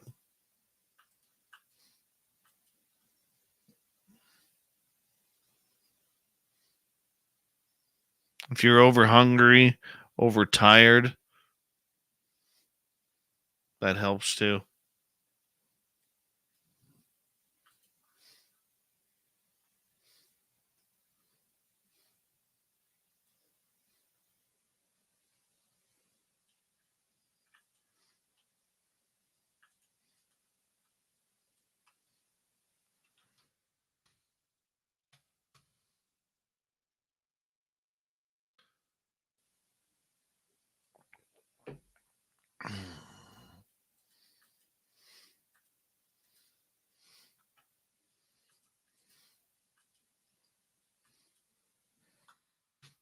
YJ, with your fibromyalgia, which I think is what you suffer from, are you still able to travel along the logging roads that are bumpy and everything?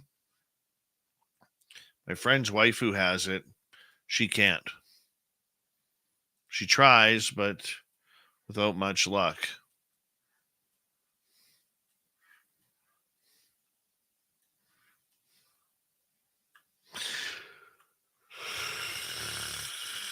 Sorry for the yawn, people.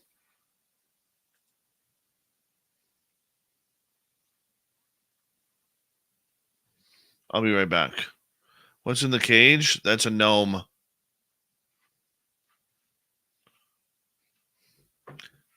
See if you can put the energy to break it out.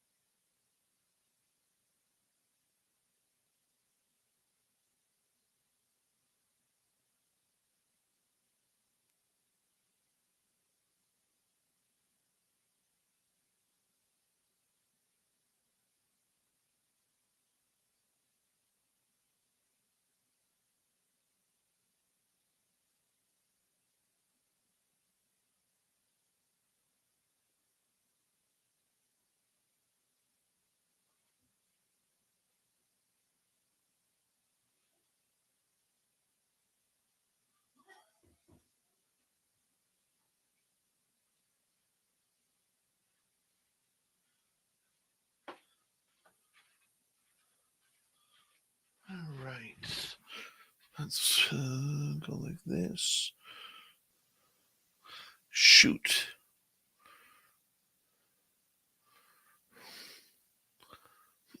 Give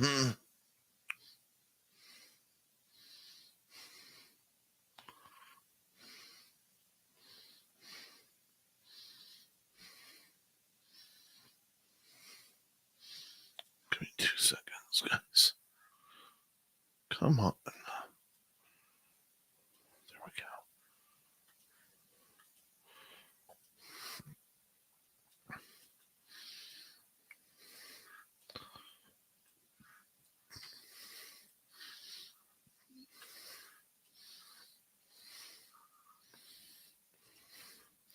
All right, let's see what's happening in Africa.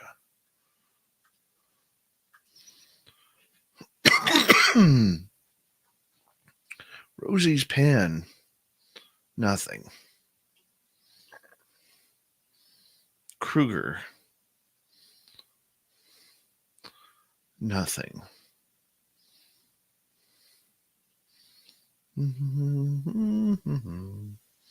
Oliphant's River, commercial.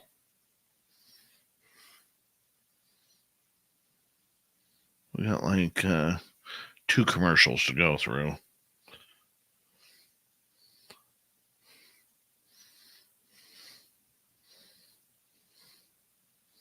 Come on. Hurry up. Nothing.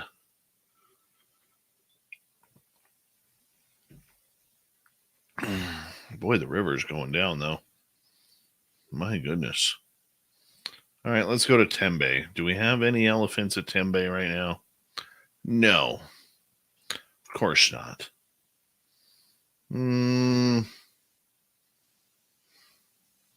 What's this one? Rosie's Rock Cam. Oh, that's a different angle from Rosie's pan. And nothing.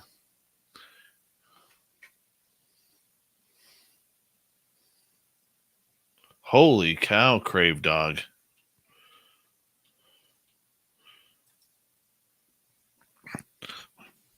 My buddy's parents lost 8 hours and were 150 miles off course 4 days ago after a sighting.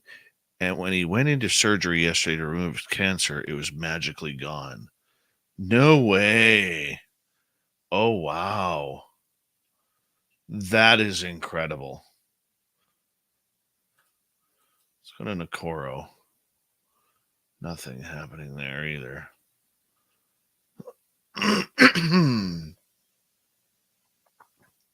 That is incredible. Freaky. Let's go to Tau. What do we got going on here? We got a wildebeest.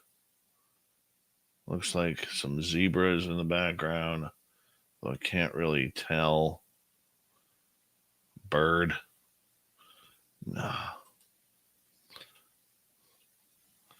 Trying to find some good stuff here, people.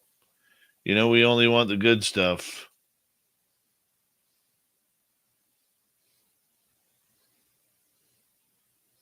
No, we don't want a bunch of springboks. They're boring.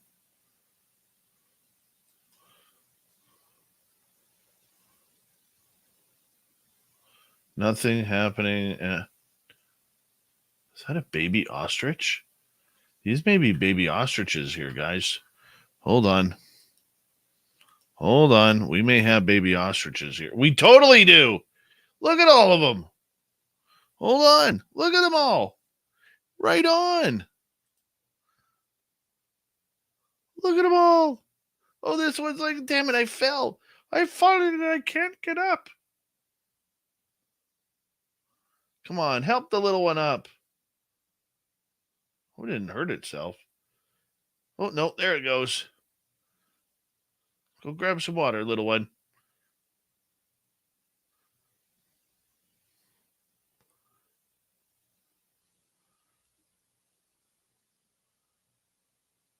Mom and Pop hanging out in the background there.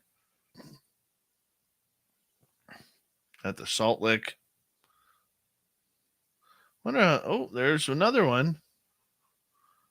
This is kind of cool here. This is what we want. Namibia coming through again.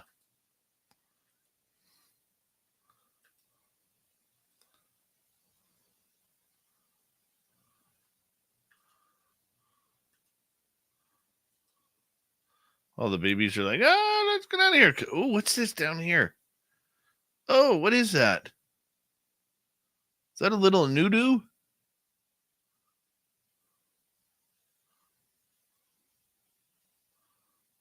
Is that what that is? A nudu?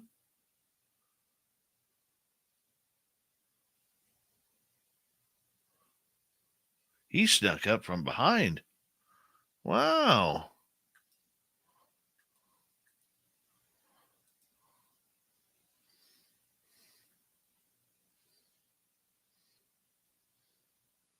Antelope? No, that's not an antelope.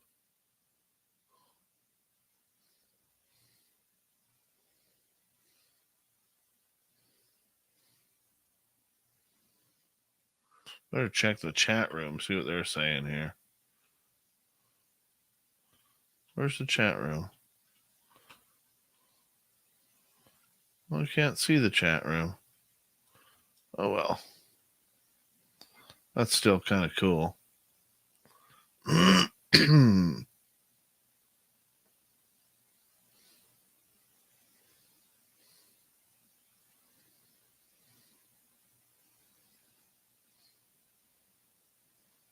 Boy, it must be hot there. Well, it's 12:26 in the afternoon. 30 degrees Celsius, which is about 82. Bear with me here, people.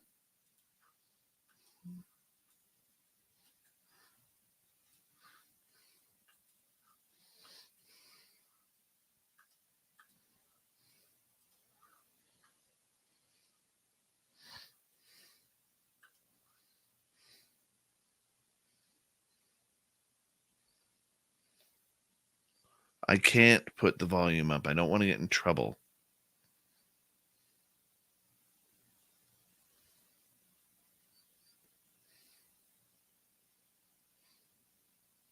Hi, Mystics Walk.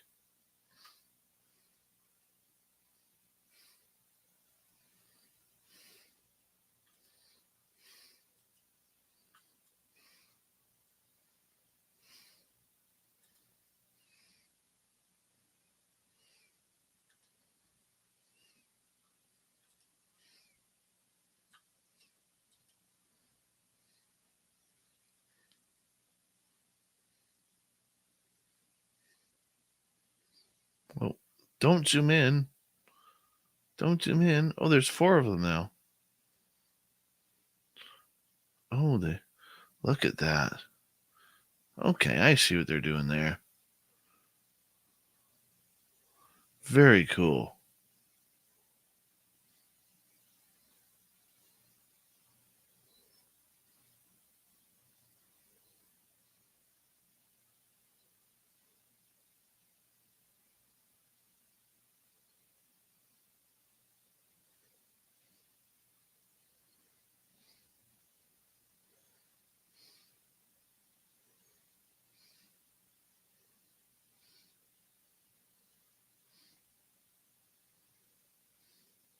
Bet you that feels good on their feet, that water.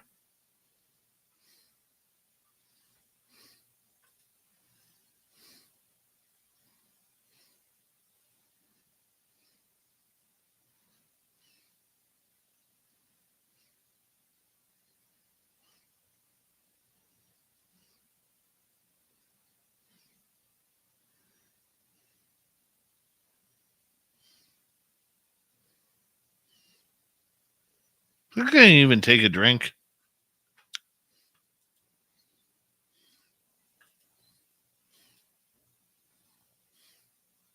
I don't think he did.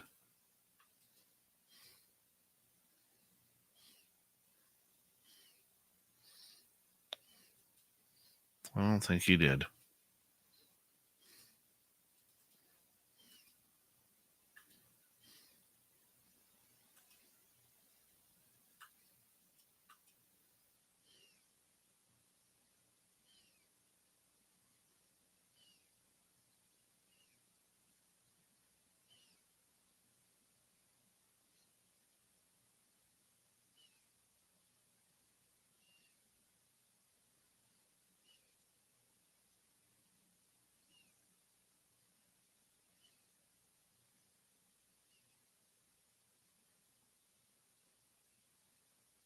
Wish they would zoom out.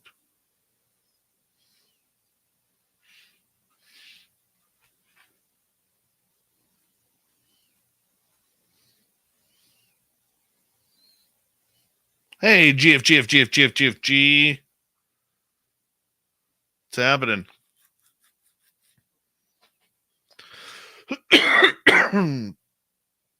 How's the old meaty toes?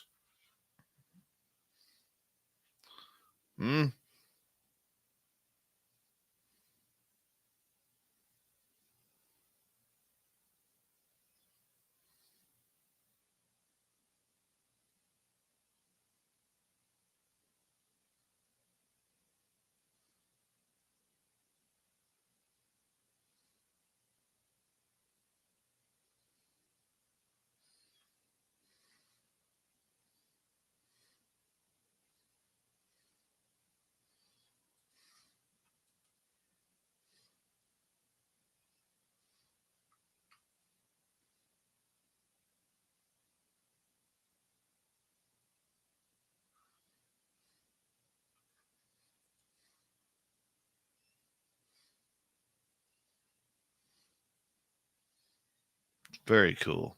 It's the first time I've seen the baby ostriches. I'm very happy with that today.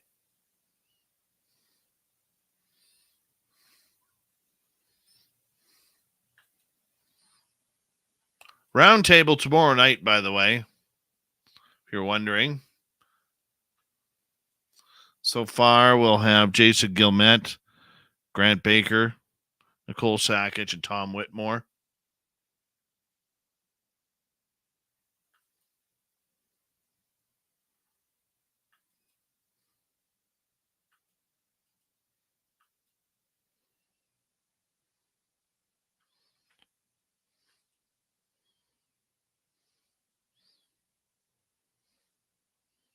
No, Dave doesn't have a man bun.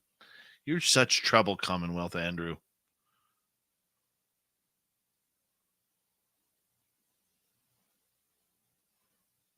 God, ostriches are weird looking. Bet you Cousin Eddie would like to eat the neck of that. Save the neck for me, Clark.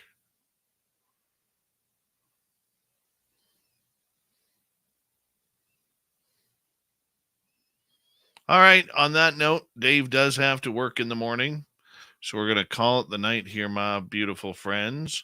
Thank you to our super chatters tonight, Edna, Simon times 2, Donnie, Jenny, Bob, Kat, and all of you. Very much appreciate the love, guys. Thank you. Once again, the round table tomorrow night, the best of the month that was coming on up. So check it on out. We'll be here around the same time tomorrow, and we'll see you then.